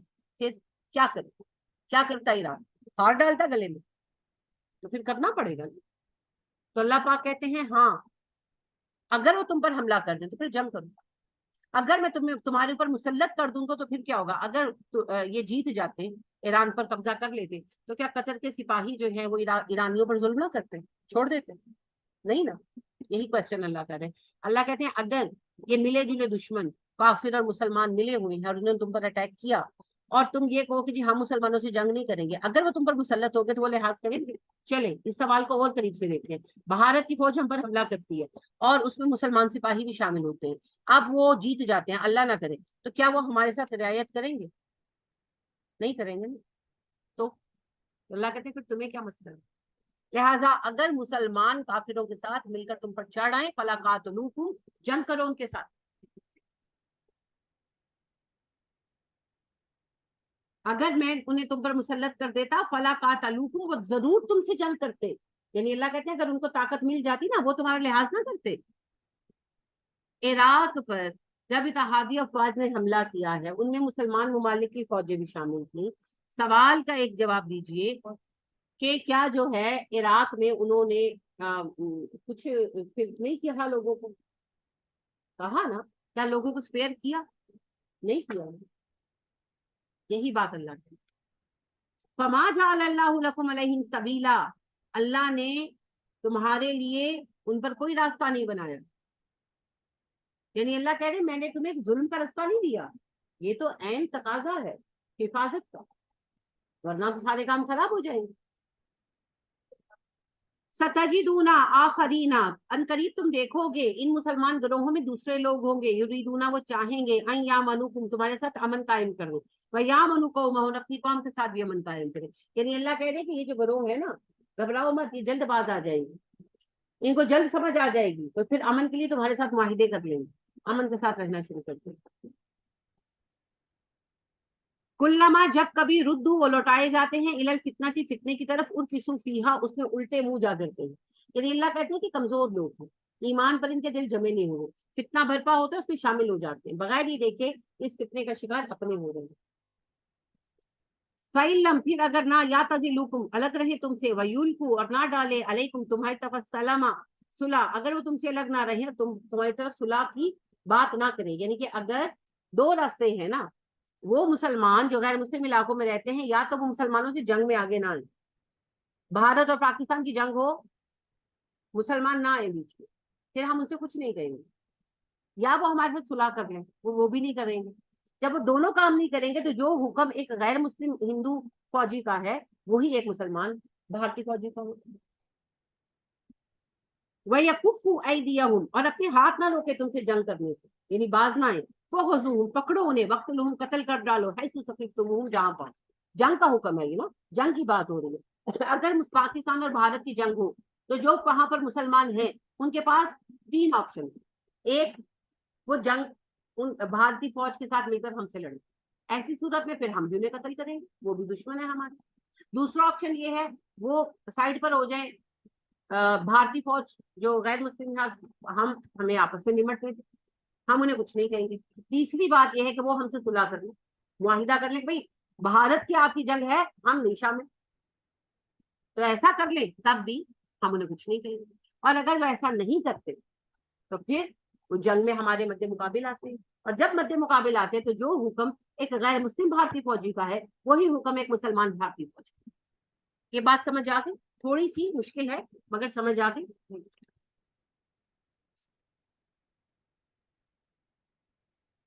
وَأُولَئِكُمْ، یہی وہ لوگ ہیں جعلنا، ہم نے بنایا، لکم تمہارے لیے، علیہم ان پر، سلطان مبینہ، کھلا واضح غلبہ، یہی وہ مسلمان ہیں جن پر ہم نے تمہارے لیے غلبہ بنا دیا۔ یعنی ابھی اوپر اللہ پاک نے کہا نا یہاں پر فما جعل اللہ، 90 آیت میں، فما جعل اللہ لکم علیہ سبیلا، ہم نے تمہیں کوئی رستہ نہیں دیا ان پر حملہ کرنے کا۔ کن لوگوں کے لیے؟ وہ جو جنگ سے الگ ہو جائیں، اگر وہ جنگ سے الگ ہو جائیں یا صلح کر لیں ہمارے ساتھ تو ہم ان پر تلوار نہیں اٹھائیں گے کیونکہ ہیں تو مسلمان۔ لیکن اگر وہ باز نہیں آ رہے تو اللہ کہتے ہیں یہ وہ مسلمان ہیں جن کو قتل کرنے کا جواز ہے تمہارے۔ سمجھ آ گئی بات؟ میں اب اس کو سم اپ کر دیتی ہوں۔ اگر مسلمان غیر مسلم علاقے میں رہتے ہیں، مسلمانوں کا اور اس غیر مسلم قوم کا آپس میں جنگ کا نوبت آ گئی، جنگ ہو گئی، آمنے سامنے آ گئے، تو وہ مسلمان اس جنگ میں شریک نہ ہو یا مسلمانوں کے ساتھ صلح کر لیں، تب تو جو مسلمان مد مقابل ہیں وہ کچھ نہیں کہیں گے ان کو۔ لیکن اگر غیر مسلموں کے ساتھ رہنے والی مسلمان مائنورٹی اس غیر مسلم میجورٹی کے ساتھ مل کر جنگ کرنے کے لیے مسلمانوں کے مد مقابل آتی ہے تو ایسی صورت میں ان کا وہی حکم ہے جو غیر مسلم ہوتا ہے۔ اس کی مثال میں پھر وہی دوں گی، پاکستان پر بھارت اٹیک کرے تو جو بھارت میں رہنے والے مسلمان ہیں یا تو وہ امپارشل رہیں، غیر جانبدار رہیں، کسی کے معاملے میں نہ بولیں، یا پھر وہ ہمارے ساتھ صلح کر دیں، تب ہم انہیں کچھ نہیں کہیں گے۔ لیکن اگر وہ ہندو بھارتی آدمی کے ساتھ مل کر، ہندوؤں کے ساتھ مل کر اٹیک کرتے ہیں اور حملہ کرتے ہیں تو جو حکم بھارتی غیر مسلم فوجیوں کا ہے وہی بھارتی مسلمان فوجیوں کا، کیونکہ پھر ہم کیا کریں، ہمارے پاس کوئی رستہ نہیں بچتا۔ سمجھ گئے؟ کوئی سوال جو سمجھ نہ آیا ہو، کوئی بات جو سمجھ نہ آئی ہو؟ چلیے آج میں نے آپ کے 20 منٹ زیادہ لے لیے کیونکہ میں اس موضوع کو مکمل کرنا چاہ رہی تھی۔ سبحانک اللہم و بحمدک ونشہد ان لا الہ الا انت ونستغفرک ونتوب الیک۔ السلام علیکم ورحمۃ اللہ وبرکاتہ۔